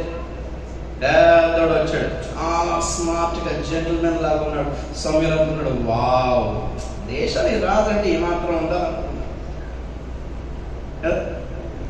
చూడ్డానికి ఫుల్ సూపర్ ఉన్నాడు. మరి ప్రభు ఇతనే ఉంటాడు, నాకు తెలిసి నాకు ముందే వివేచన వరం ఉంది, మరి ఇదే ఇతనే అంటే ప్రభు అంటాడు, బాహ్య రూపం చూసి నేను డిసైడ్ చేసామని అయితే కాదు, లోకానికి ఈ ఫిజిక్ కావాలి, నాకు కావాల్సింది రిజెక్ట్. ఇతను కాదంట అంటే యెషయా అంటాడు, ఏంటి సార్, అది షూర్, నా వాడిని ఎంతమంది దేశంలో ఇంగ్లాండ్ నుంచి ఆఫర్ వచ్చింది, ఆస్ట్రేలియా నుంచి ఆఫర్ వచ్చింది, మీరు కాదంటున్నారేంటి, సరే రెండోడు రా అనగానే వాడు పొలిటికల్ సైన్సెస్ చదివాడు, ఎక్కడెక్కడ రాజకీయాల్లో రైట్ హ్యాండ్గా ఎమ్మెల్యేకి వాళ్ళకి రైట్ హ్యాండ్గా కూడా ఉన్నాడు, ఆల్రెడీ రాజకీయ ఎక్స్పీరియన్స్ ఉంది, మాత్రం ఉండాలి, కొంచెం పొలిటికల్ ఉండాలి అని అనుకుంటే దేవుడు ఉంటాడు, రిజెక్ట్. మూడోవాడు రా అంటే మూడోవాడు 6 ప్యాక్ లా ఉన్నాడు. రాజు అంటే ఆ మాత్రం బాడీ ఉండాలి, ఫిజికల్ ఫిట్నెస్ ఉండాలి, రిజెక్ట్. వాంబోబు యెషయా అంటాడు, సమూయేలు గారు మీరు కరెక్ట్ అడ్రస్కి వచ్చారా, ఆర్ యూ ష్యూర్, చూడండి సార్, దేవుడిని అడగండి ఇంకోసారి. అందరూ రిజెక్ట్, 7 అయిపోయారు. సమూయేలు అంటాడు, ప్రభువా కరెక్ట్ అడ్రస్ పంపించాలా, ఏంటన్నావు, ఇంత మంచులు కాదంటే ఏంటను.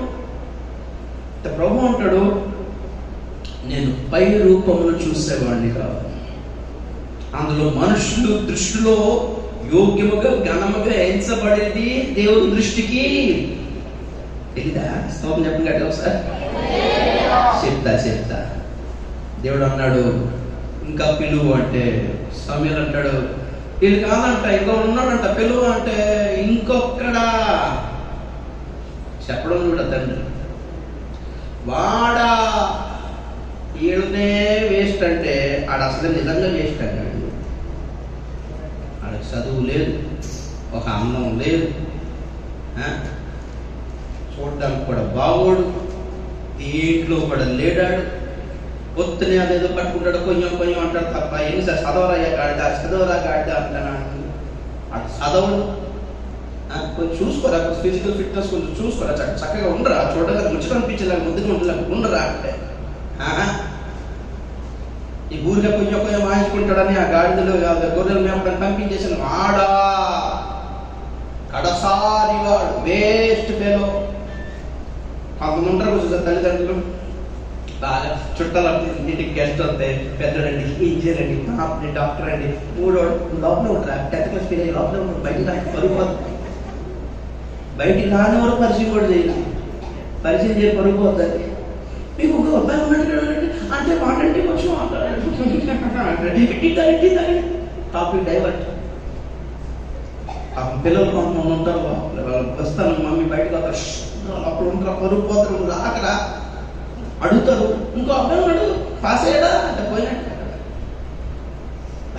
కొంతమంది తల్లిదండ్రులు పరిశీలించడానికి కష్టపడతారు. కొంతమంది పిల్లలు అందంగా ఉండరు, ఇంటికి వెళ్ళాను, అబ్బా 2 ఆడపిల్లలు బయటకు రానివ్వట్లేదు, వాడు అక్కడే ఉండి లోపల నుంచి అక్కడి నుంచి అలా టీ ఇస్తున్నారు, చూడడానికి బాగోరట. అమ్మ నాన్న బాగా చూడడం, పరిచయం చేయ పిల్లలండి, దేవుడి పిల్లలండి, కాకి పిల్లలు కాకి ముద్దంట, గుబడాలు లేకపోతే ఎట్లా. ఇంత వేదన చాలా మంది పిల్లలకి, బయట వాళ్ళు పట్టించుకోలేదు, బయట వాళ్ళు పట్టించుకోలేదంటే వేరు, ఇంట్లో వాళ్ళు కూడా పట్టించుకోరు కొంతమంది.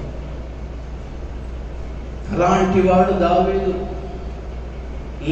చూడటప్పుడు పోవడండి, అక్కడ ఉంటాడండి, కంపు అండి, గొర్రెల మధ్యలో ఉంటాడండి, అంత కంపు స్మెల్ ఉంటుందండి, మాంటిలో అంటారు ఏంటండి, పడిపోద్దండి, అది వద్దండి అంటే దేవుడు సమయం అంటాడు, అతడు వస్తేనే కానీ నేను వెళ్ళను అంటాడు. అప్పుడు అన్నదమ్ములందరూ రే తమ్ముడా నాన్న పిలుస్తున్నాడా, రే తమ్ముడా రా అనగానే అలాగా వస్తుంటే ఆ ఎండకి, ఆ దుమ్ముకి, ఆ ధూళికి చింపిరి జుట్టుకి పొద్దున్న ఎప్పుడు కలుపుకున్నాడో మొహం అది కూడా తెలియదు. మొహం అంతా డస్ట్ పట్టి ఏమండి హల్లెలూయా చూడటానికి బాగా కనపడలేదు, కానీ అతను వస్తుంటే దేవుడు చెప్తున్నాడు చూడడానికి సుందరంగా ఉన్నాడట. హల్లెలూయా చక్కని నేత్రములు కలిగిన వాడట. మనుషులు చూసేది పైరూపం, దేవుడు అతని అంతరంగిక జీవితం చూస్తున్నాడు. ఎందుకు సుందరం అంటే క్రీములు రాసుకుంటే సుందరం అని వీళ్ళు అనుకున్నారు. బాగా దేవుని సన్నిధిలో గడుపుతాడు కాబట్టి సుందరం అని దేవుడు అనుకున్నాడు. అది అందం అనుకున్నాడు. చూసారు కదా ప్రార్థన పనులను క్రీములు వేసుకోకపోయినా చాలా అందంగా ఉంటుందా? ఏమి మేకప్ అయిపోయి చాలా అందంగా కనిపిస్తారు. ప్రార్థన చేసి చూడండి ఒక్కసారి. ఒక రాత్రంతా మోకాళ్ళ మీద ఉండి ప్రార్థన చేసి తెల్లారి అర్థం మొహం చూసుకోండి ఒకసారి. అందరూ అడుగుతారు ఏమంత ఫ్రెష్గా ఉంది, స్నానం అయిపోతుంటే లేదండి ఇప్పుడే వెళ్తున్నా. స్నానం వేయకుండా ఫ్రెష్గా ఉంటారు, మొహం కడుక్కోకుండా ఫ్రెష్గా ఉంటారు. ఏ క్రీమ్ వాడుతున్నావా? ప్రార్థన క్రీమ్ వాడుతున్నాను వాడు అల్లె గట్టిగా హల్లెలూయా హల్లెలూయా. టూత్ పేస్ట్ కూడా రాసేస్తారు పాపం. ఎలాగో పళ్ళు తెల్లగా ఉంటాయి కాబట్టి ఈ రాత్రి మొహం కూడా తెల్లగా అయిపోతుంది. ఆపాల కోల్గేట్ టూత్ పేస్ట్ రాస్తారు చూడండి జాగ్రత్త. హల్లెలూయా చక్కని నేత్రములు కలిగిన వాడు. Praise the lord. ఎందుకు? ఎప్పుడు దేవుని సన్నిధిలో దేవుని ముఖాన్ని చూస్తూ ఉంటాడు కాబట్టి. హల్లెలూయా దేవుని చూసే నేత్రాలే చక్కని నేత్రాలండి. దేవుని గడపడమే అందమైన జీవితం మీద. అది దేవుడు చూసి చెప్తాడు చూడు ఎంత అందంగా ఉన్నాడు చూడంటే ఇతడు అనుకున్నాడు ఈడ. అప్పుడు దేవుడు నన్ను చూడు సమయాలు నా చుట్టూ చూడు, నా కళ్ళతో చూడు నువ్వు అంటే సమయాలు దేవుని కళ్ళతో చూడగల నిజంగానే చక్కటి నేత్రం కలిగిన వాడు, రూపస్య అయి ఉన్నాడు, అందమైన వాడై ఉన్నాడు. దేవునికి స్తోత్రం కలిగిన గాక. హల్లెలూయా. దేవుడు మాట్లాడుతున్న చెవులో నేను కోరుకున్న వాడు ఇతడే. జనాలు కోరుకున్నవాడు physical qualification, education, body, experience, ఇవన్నీ హైట్, వెయిట్, ఎత్తు, పొడుగు, ఇవన్నీ జనాలు కోరుకుంటారు. లూకాసు వార్త 16:15 చదవండి. లూకాసు వార్త 16:15 మీరు మనుషుల ఎదుట నీతిమంతులని అనిపించుకున్నవారు కానీ దేవుడు మీ హృదయములను ఎరుగును, మనుషులలో ఘనముగా ఎంచబడునది దేవుని దృష్టికి అసహ్యము. నా చూడండి స్తోత్రం చెప్పండి ఒకసారి. మనుషులు దేనిని కోరుకుంటారో దేవుడు వాళ్ళను రిజెక్ట్ చేస్తాడు. మనుషులు ఎవరిని రిజెక్ట్ చేసి తీసి పడేశారో దేవుడు వాళ్ళను కోరుకుంటాడు. ఎవరి ఎంపికలో ఉండాలని మీరు కోరుకుంటున్నారు చూడండి ఒక్కసారి. హల్లెలూయా. ఒక మంచి పాట ఉంటుంది, అందులో మొదటి చరణం ఏంటంటే విరిగిన దానిని కోరదు లోకం, విరుగని చోని దృష్టిలో శూన్యం. విరిగిన దానిని కోరదు లోకం, విరుగని చోని దృష్టిలో శూన్యం. అలయా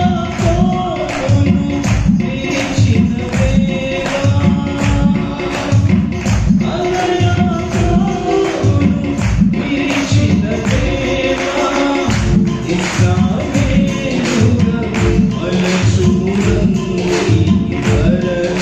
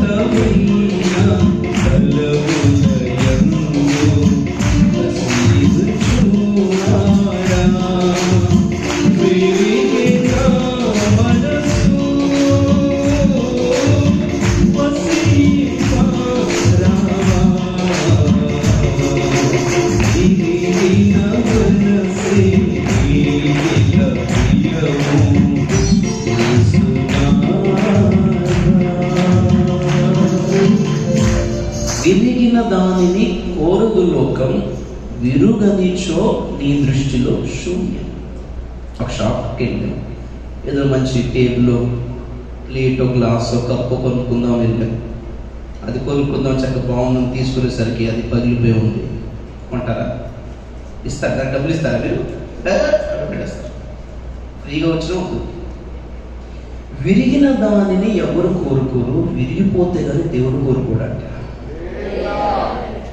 హల్లెలూయా.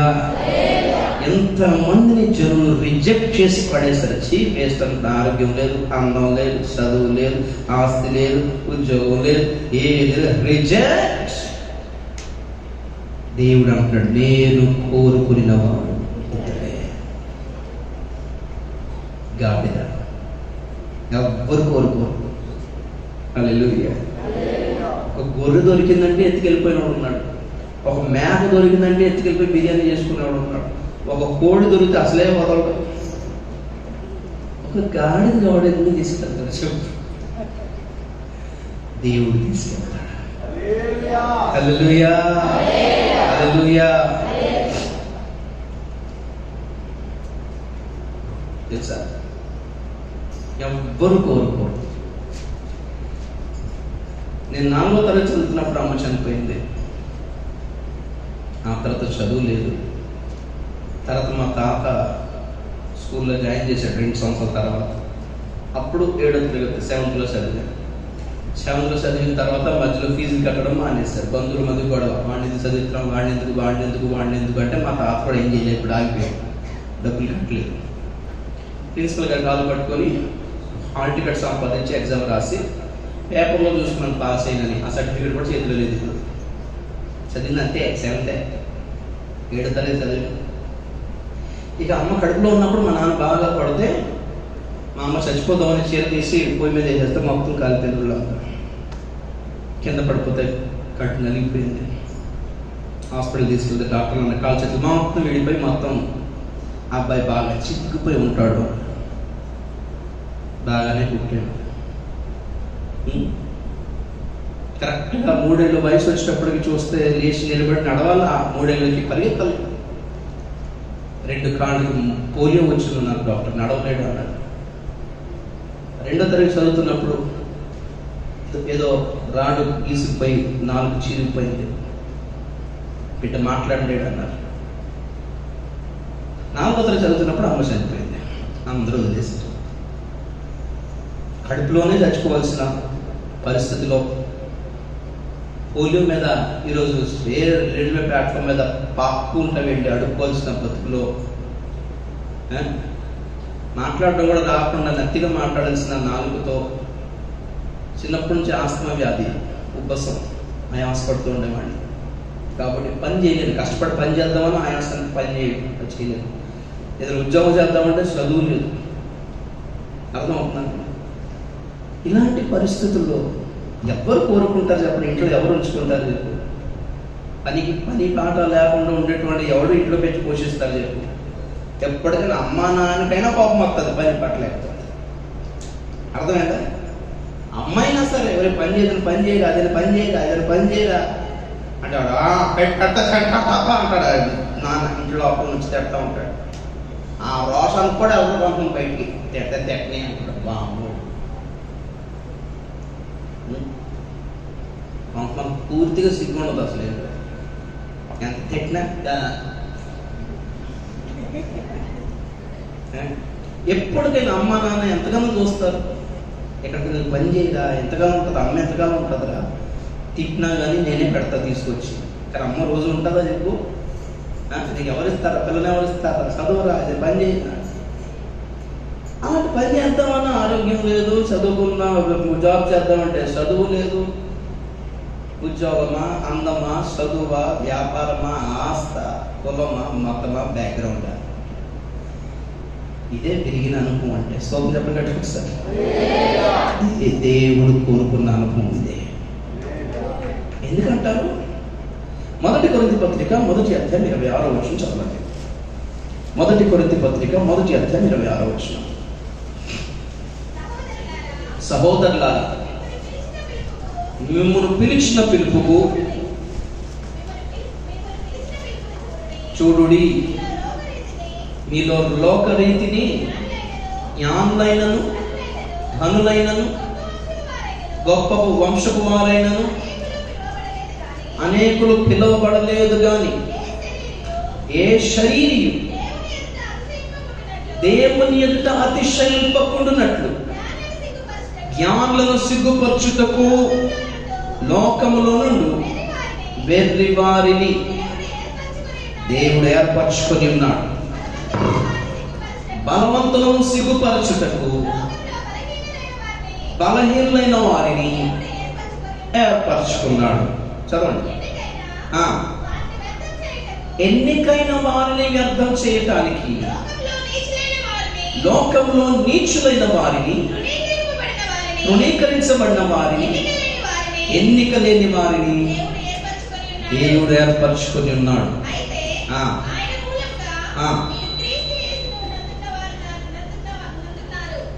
స్తోత్రం చెప్తాం గట్టి ఒకసారి. నాకు చూడండి ఒకసారి. దేవుడు ఎవరిని ఎన్నుకున్నాడంట? జ్ఞానులను సిగ్గుపరచడానికి. నాకు చూస్తారు, వెర్రి వాడిని, బలవంతం సిగ్గుపరచడానికి బలహీనులను, ఎన్నిక లేని వారిని సిగ్గుపరచడానికి లోకంలో ఉండే నీచులను, తృణీకరించబడిన వారిని, ఎన్నిక లేని వారిని ఎన్నుకున్నాడు. ఏంటంటే వెర్రి వాళ్ళు, బలహీనులు, నీచులు, తృణీకరించబడిన వారు, ఎన్నిక లేని వారు. Praise the lord. ఈ 5 క్వాలిఫికేషన్స్ ఉన్న వాళ్ళని లోకములో వాళ్ళు ఎవ్వరు కూడా ఎన్నుకోరు, కానీ దేవుడు ఎన్నుకుంటాడట. హల్లెలూయా, హల్లెలూయా. ఇట్లా ఎవరు పట్టించుకోవట్లేదని బాధపడుతున్నారా? మీ వీధిలో ఎవరు పట్టించుకోవట్లేదని బాధపడుతున్నారా? మాకంత స్వరం లేదండి, మేము పాడలేమండి, మమ్మల్ని పట్టించుకుంటారు అనుకుంటున్నారా? మేము ఎక్కువ చదువుకోలేదండి అనుకుంటున్నారా? మాకు అంత సందాలు ఏమి లేవండి అనుకుంటున్నారా? ఈ కాలంలో చాలా మంది సంఘాల్లో చాలా మంది సేవకులు అంతా బాగా డబ్బున్న వాళ్ళని పట్టించుకుంటారు. కానీ మనం పెద్ద పెద్ద మీటింగ్కి వెళ్ళండి, ఎంత 10,000 ఇస్తారు, 10,000 ఇస్తారు, రండి మీకు స్పెషల్ ప్రార్థన, రండి రండి. 10 రూపాయలు కూడా ఇచ్చుకోలేని వాళ్ళు పాపం చంకన్న పిల్లలు పెట్టుకుని ఉంటారు. అయ్యా మా బాబు కోసం ప్రార్థన చేయండి, అయ్యా అయ్యా అయ్యా అయ్యా అయ్యా. వాళ్ళని ఎవరు పట్టించుకోవాలి? వాళ్ళని పట్టించుకునేవాడు దేవుడు, వాళ్ళని కోరుకునేవాడు దేవుడు. హల్లెలూయా, హల్లెలూయా. ఏమంటున్నాడు? 2 శిష్యులను పంపించి ప్రభు అంటున్నాడు, ఆ గాడిదను గాడిద పిల్లను తోలుకొని రండి. ఎవరైనా అక్కడ నిలబడిన వాడు అడిగితే ఎందుకు చెప్తున్నారు అంటే ఏమనాలి మీరు? అది ప్రభువునకు కావలసి ఉన్నదని చెప్పుడి. మీరు ప్రభువు కావాలి. మీరు ఎవరికొద్దు, అబద్దు నువ్వు అంటారు, అబద్దు ఇంట్లో చెప్పో, అబద్దు నువ్వు పో, అబద్దు మాకొద్దు అంటే ప్రభు అన్నాడు, మీరు నాకు కావాలి. దేవునికి స్తోత్రం చెప్తే ఒకసారి హల్లెలూయా. దేవునికి కావాలి. మీరు ఒకసారి దేవుని చేతిలో మీ జీవితం పెట్టి చూడండి. లేకపోతే 7వ తరగతి చదవకుండా ఉన్నవాడికి ఎవరు పిలుస్తారు? ఎవరు ఒక ముద్ద ఎందుకు పెడతారో చెప్పండి? దేనికి పనికిరానండి. Praise the lord. మా నాయనమ్మ ప్రార్థన చేసి, కప్పును ప్రార్థన చేసి, మోకాళ్ళ మీద రాసి, ప్రభువా మనవాడు నడిపించిన ఆయన, నడిపించిన ఆయన, నడిపించిన ఆయన అని రాత్రంతా ప్రార్థన చేసి, మోకాళ్ళ మీద నూనె రాసి రాసి రాసి లేకి నడిపించిందాను. ప్రార్థన. హల్లెలూయా. పెద్ద బెరిగిగా ప్రార్థన చేయించుకున్నారు అట్లా. ఒక తల్లి ప్రార్థన, ఒక వృద్ధురాలి ప్రార్థన. ఎవడో ప్రార్థన కావాలి. మీ ఇంట్లో ప్రార్థన చేయలేదా? మీ సేవకుడు ప్రార్థన చేయరా? మనం పట్టించుకోండి. కొంచెం ఎక్కడికో వెళ్ళదక్కర్లా. మీ మనసు మంచిదైతే మీకోసం ఎవరు ప్రార్థన చేసినా కార్యం జరుగుతుంది. దేవుని స్తోత్రం కంటే ఒకసారి ఆ ప్రార్థన చేసే తల్లులు కరువైపోయారు ఈ కాలంలో. పట్టుకుని వెళ్ళిపోతుంది, గంపలు వెళ్ళిపోవాలి, లేకపోతే చెన్నై వెళ్ళిపోవాలి, తెలంగాణ. ఇక్కడ లేడా దేవుడు? మీ ఊళ్ళో ఉండడా? మీ చర్చిలో ఉండడా?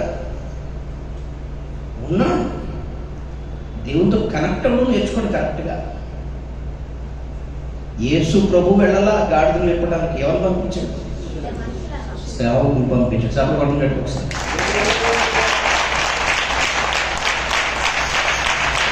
యేసు ప్రభు సిస్టమ్ అది. వెళ్ళి విడిపించగలరు. కచేలా శిష్యుల్ని పంపించి మీరు విప్పి తీసుకుంటండి. వీళ్ళు విప్పుతారు కట్లు. హల్లెలూయా. ఎవరిని అడిగితే అంటే ఏమన్నాడు? ప్రభువుకి కావలసి ఉన్నదని చెప్పుడి అంటారు. వీళ్ళు చెప్తారు, వీళ్ళు ప్రకటిస్తారు, వీళ్ళు గద్దిస్తారు. దేవుడు అధికారం ఇచ్చాడు. వీళ్ళు విడిచిపెట్టిన దేవుని పెట్టిన పో అనగానే పోవాలా దెయ్యాలు. హల్లెలూయా. యేసు దగ్గరికి రావాలి అంటే నువ్వు దేవుని సేవకుల మాట వినాలి. వాళ్ళు తోలుకొని వెళ్తారంట యేసే దగ్గరికి. వాళ్ళు నడిపిస్తారు అని అర్థం. నడిపిస్తారు దేవుని దగ్గరికి. అప్పుడు మీరు వారి ఆధ్వర్యములో వారికి మాటకి లోబడి దేవుని దగ్గరికి వస్తే అప్పుడు దేవుడు ఆ గాడిని ఎక్కి ఏమండి యెరూషలేముకు వెళ్తున్నాడు. దేవుని స్తోత్రం చెప్పండి ఒకసారి. హల్లెలూయా. స్పెషల్ ఏంటో చెప్పనా? ఏ బట్టలు గాడిద అంతకాలం మోసిందో ఆ గాడిద ముందు బట్టలన్నీ పరిచేది కూడా. ఇది ఘనత అంటే అర్థమైందా? గాడిద ముందు పరిస్తే యేసును మోసుకుని వెళ్తుంది ఆ గాడిద. దేవునికి స్తోత్రం చెప్పగలడు ఒకసారి. గుర్రాన్ని ఎన్నుకోగలిగిన దేవుడు గాడిదని ఎన్నుకున్నాడు మహిమపరచబడటానికి, మహిమ పొందటానికి. జ్ఞానంలో ఎన్నుకోగలిగిన దేవుడు మనలాంటి వెర్రి వాళ్ళని ఎన్నుకుంటున్నాడు. బలవంతులను ఎన్నుకోగలిగిన దేవుడు మనలాంటి బలహీనలను ఎన్నుకుంటున్నాడు. Praise the lord. ఎన్నికలో, జనుల ఎన్నికలో, ఎంపికలో ఉండే వారిని వాడుకోగలిగిన దేవుడు కాదు. అందరి చేత తృణీకరించబడిన, అందరి చేత వెలివేయబడిన మనల్ని ఎన్నుకుంటున్నాడు ఆయన మహిమ పొందటానికి. ఇది భాగ్యం కాదా? ఇది అర్హత కాదు, భాగ్యమే. ఇది ఎప్పుడు అర్హత? అందుకే ఎందుకు వెర్రివాడిని ఎన్నుకున్నాడు? ఎందుకు జ్ఞానులను ఎన్నుకోకుండా బలహీనలను ఎన్నుకున్నాడంటే సడన్గా చూడండి. దేవుని స్తోత్రం చెప్పండి ఒకసారి. ఇప్పుడు నాలాంటి ఎక్కడికైనా మీటింగ్కి వెళ్ళినప్పుడు మళ్ళీ వాక్యం చెప్పి ఆడబడుతుందో చాలా మంది తల్లు వస్తారు. అయ్యారు మీరు అర్చన లేరండి. తేడా తరగతి అలా చెప్పండి మీరు. మరి నిజమండి. అంటే వాళ్ళు లెక్క ఏంటంటే నేను ఏదో పిహెచ్డియో ఎంఏ పిహెచ్డీ చేసి ఉంటే అంత చేశారు కాబట్టి ఎంతలా చెప్తున్నారు అనుకుంటారు. దేవునికి అంతేమని చెప్పు. 4వ తరగతి 7వ తరగతి అంటే అమ్మో ఇది దేవుడే. హల్లెలూయా. అంతే కదా, దేవునికి వస్తున్నది ఘనత. మీరు ఏ బయట కాలేజ్కి రెడీ చెప్పడం బెంగళూరా, చెన్నైయా, లేకపోతే కేరళనా, ట్రివాండ్రమా, అక్కడ అంటే ఏం లేదు. సేవలు పాదాల దగ్గర నేర్చుకున్నాం.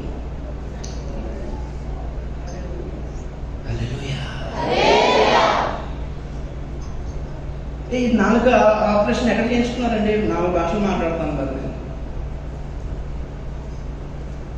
దేవుడే. అది బాగా చదువుకొని వాడబడితే పెద్ద విషయం. బాగా చదువుకున్నాడు కాబట్టి వాడబడుతున్నాడు. ఏం లేదు. ఇక్కడ ఘనత ఎక్కడికి వెళ్తుంది?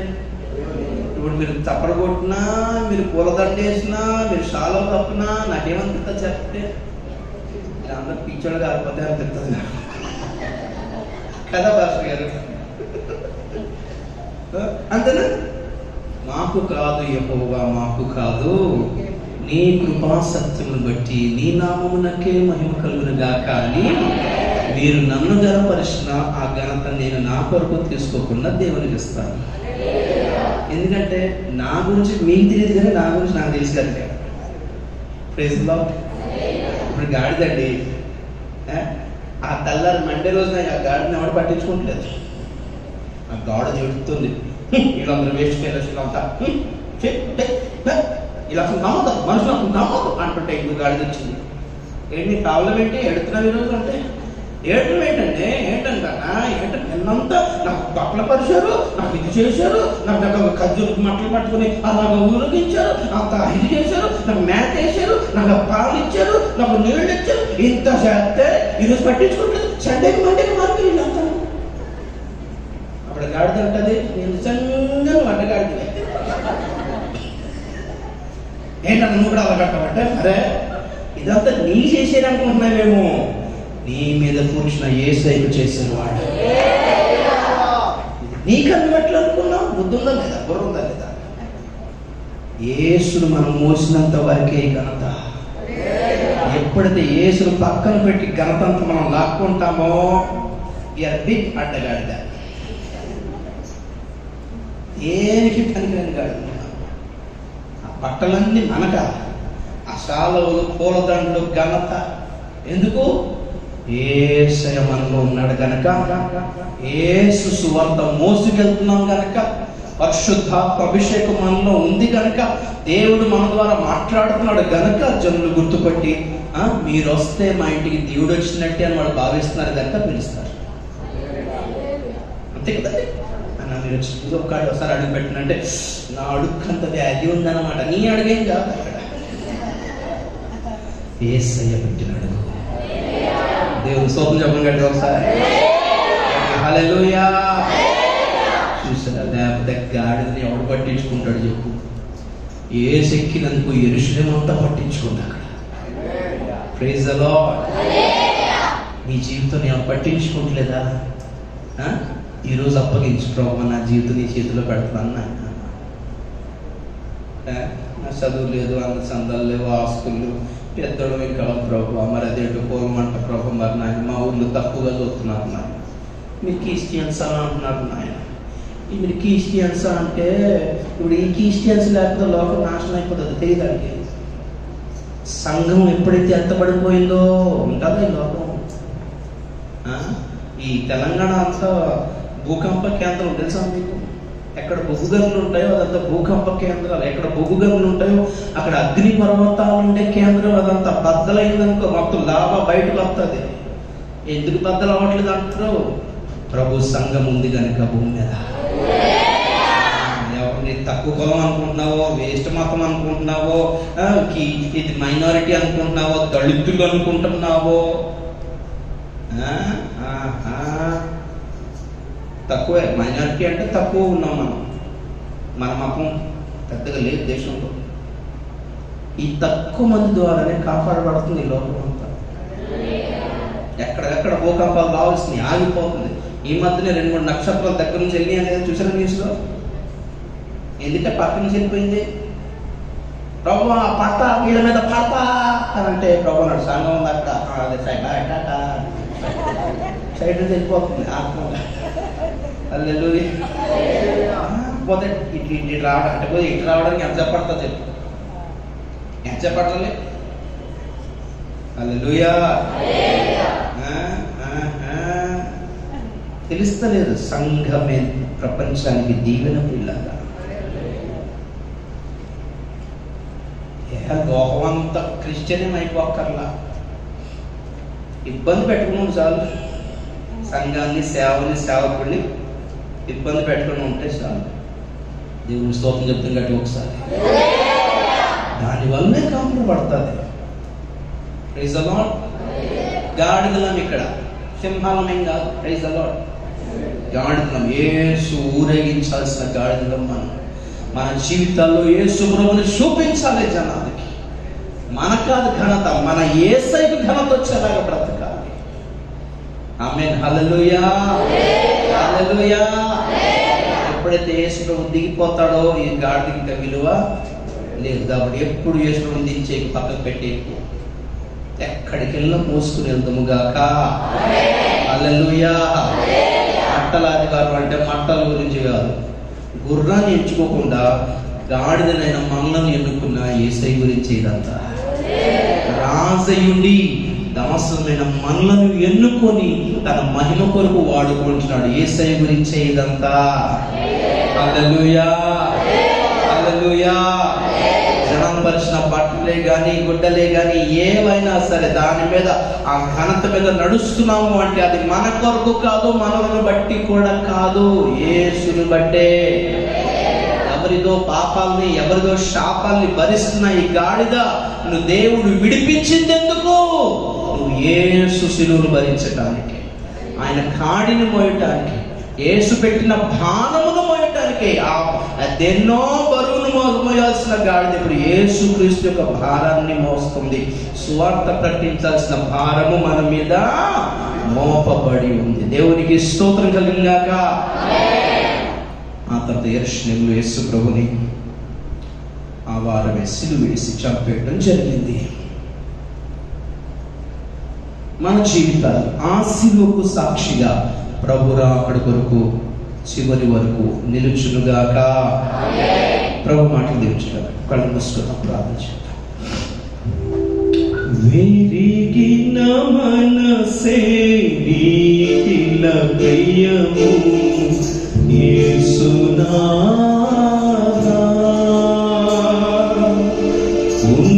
ఉన్నతమైన స్థలములందు వసించువాడా,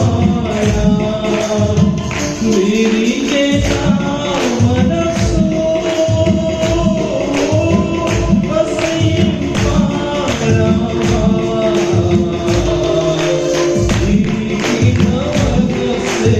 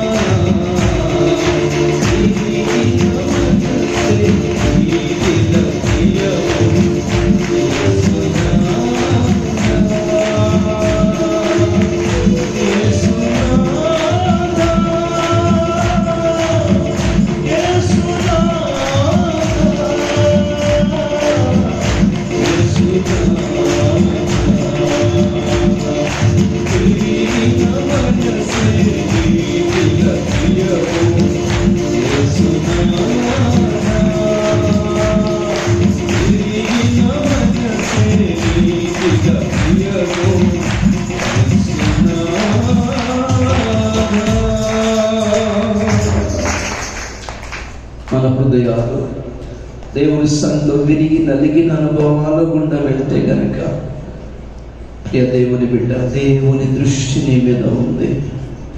జనులందరూ గొప్ప గొప్ప శ్రేష్టమైన అందమైన అందచందాలు, చదువులు, పేరు ప్రఖ్యాతులు ఉన్న వాళ్ళ మీద దృష్టి పెడతారు. కానీ బైబిల్ చెప్తుంది, ఎవడు దీనుడై నలిగిన హృదయం గలవాడై ఉంటాడో వానినే నేను దృష్టించుచున్నాను. విరిగి నలిగిన హృదయమును ఆయన అలక్ష్యము చేయడు అని బైబిల్ చెప్తుంది. ఎందుకు నీ జీవితంలో ఎన్ని కష్టాలు, ఎందుకు ఇన్ని వేదనలు, ఎందుకు ఈ నిందలు అనుకుంటున్నావా? దానివల్ల నీ గుండెలు పగిలిపోతున్నాయి కదా. ఈ అనుభవం ఎందుకు వచ్చినా తెలుసా? నువ్వు దేవుని దృష్టిలో పడడానికి, నువ్వు దేవుని ఎంపికలోనికి రావడానికి, నువ్వు దేవుని ఎన్నికలో ఉన్నావు. నువ్వు భయపడకు. యోసేపును అన్నలందరూ ఎందుకు ద్వేషించారు చెప్పు? ఎందుకు అసహించుకున్నారు చెప్పు? ఎందుకు తిట్టుకునేవారు చెప్పు? కారణం ఒకటే, తండ్రి యాకోబు యోసేపుని ఎక్కువ ప్రేమించాడు కనుక. ఈరోజు నేను అందరూ అసహించుకుని ద్వేషిస్తున్నారంటే దాని మీనింగ్ ఏంటో తెలుసా? దేవుడిని ఎక్కువ ప్రేమిస్తున్నాడు కనుక. దుష్టుడికి అస్సలు ఇష్టం లేదు. అందుకే ఎక్కడికైనా నిన్ను తిట్టిపిస్తున్నాడు, నిన్ను బాధ పెట్టిస్తున్నాడు, నిందిస్తున్నాడు. నువ్వు పనికిరాని దాన్ని పనికిరాని వాడు అని, వేస్ట్ అని ఎగతాళి చేస్తున్నారు, వెట్టకాలం చేస్తున్నారు, జోక్స్ వేసుకుంటున్నారు. వాళ్ళని చూడకు, దేవుని వైపు చూడు. ఆయన ప్రేమిస్తున్నాడు. నువ్వు కావాలి అని కోరుకుంటున్నాడు. బిడ్డ, వాళ్ళకి నువ్వు వద్దేమో, నాకు కావాలి, నా దగ్గరకు వచ్చి నేను వాడుకుంటున్నాడు. నా దగ్గరకు వచ్చి నేను వాడుకుంటా. ఒక గాడిదను వాడుకోగలిగినాను నేను వాడుకోనా? ఒక పిచ్చుకును పట్టించుకున్న నేను వాడుకోనా? మీరు అనేకమైన పిచ్చుకల కంటే శ్రేష్టమైన వాడు, అనేకమైన గాడిదల కంటే శ్రేష్టమైన వాడు కాదా? గాడిదల కోసం ప్రాణం పెట్టలేదు ఆయన, నీ కోసం నా కోసం పెట్టాడు ప్రాణం. పిచ్చుకల కోసం ప్రాణం పెట్టలేదు, నీ కోసం నా కోసం పెట్టాడు. మనుషులు ప్రేమ వైపు చూడవు, మనుషులు పట్టించుకోవాలని కోరుకోకు. తీసుకురాయి, వాళ్ళు నిన్ను వెలివేయడం కాదు, నువ్వే వెలివేసాయి. లోకాన్ని వెలివేసే జీవితంలో చేయను, లోకాన్ని ఆశించుకో. లోకాన్ని దేవుని ప్రేమ అంటే నాకు చాలు అనుకో. ప్రభా నువ్వు చాలు ఆయన, నీ ప్రేమ చాలు ప్రభా, నువ్వు పట్టించుకుంటే చాలు ప్రభా, నాకంతే చాలు ప్రభా, ఇంకెవ్వరు పట్టించుకోకపోయినా పర్వాలేదు, నువ్వు ఉంటే చాలు ప్రభా. ప్రార్థన చేద్దాం. Thank you.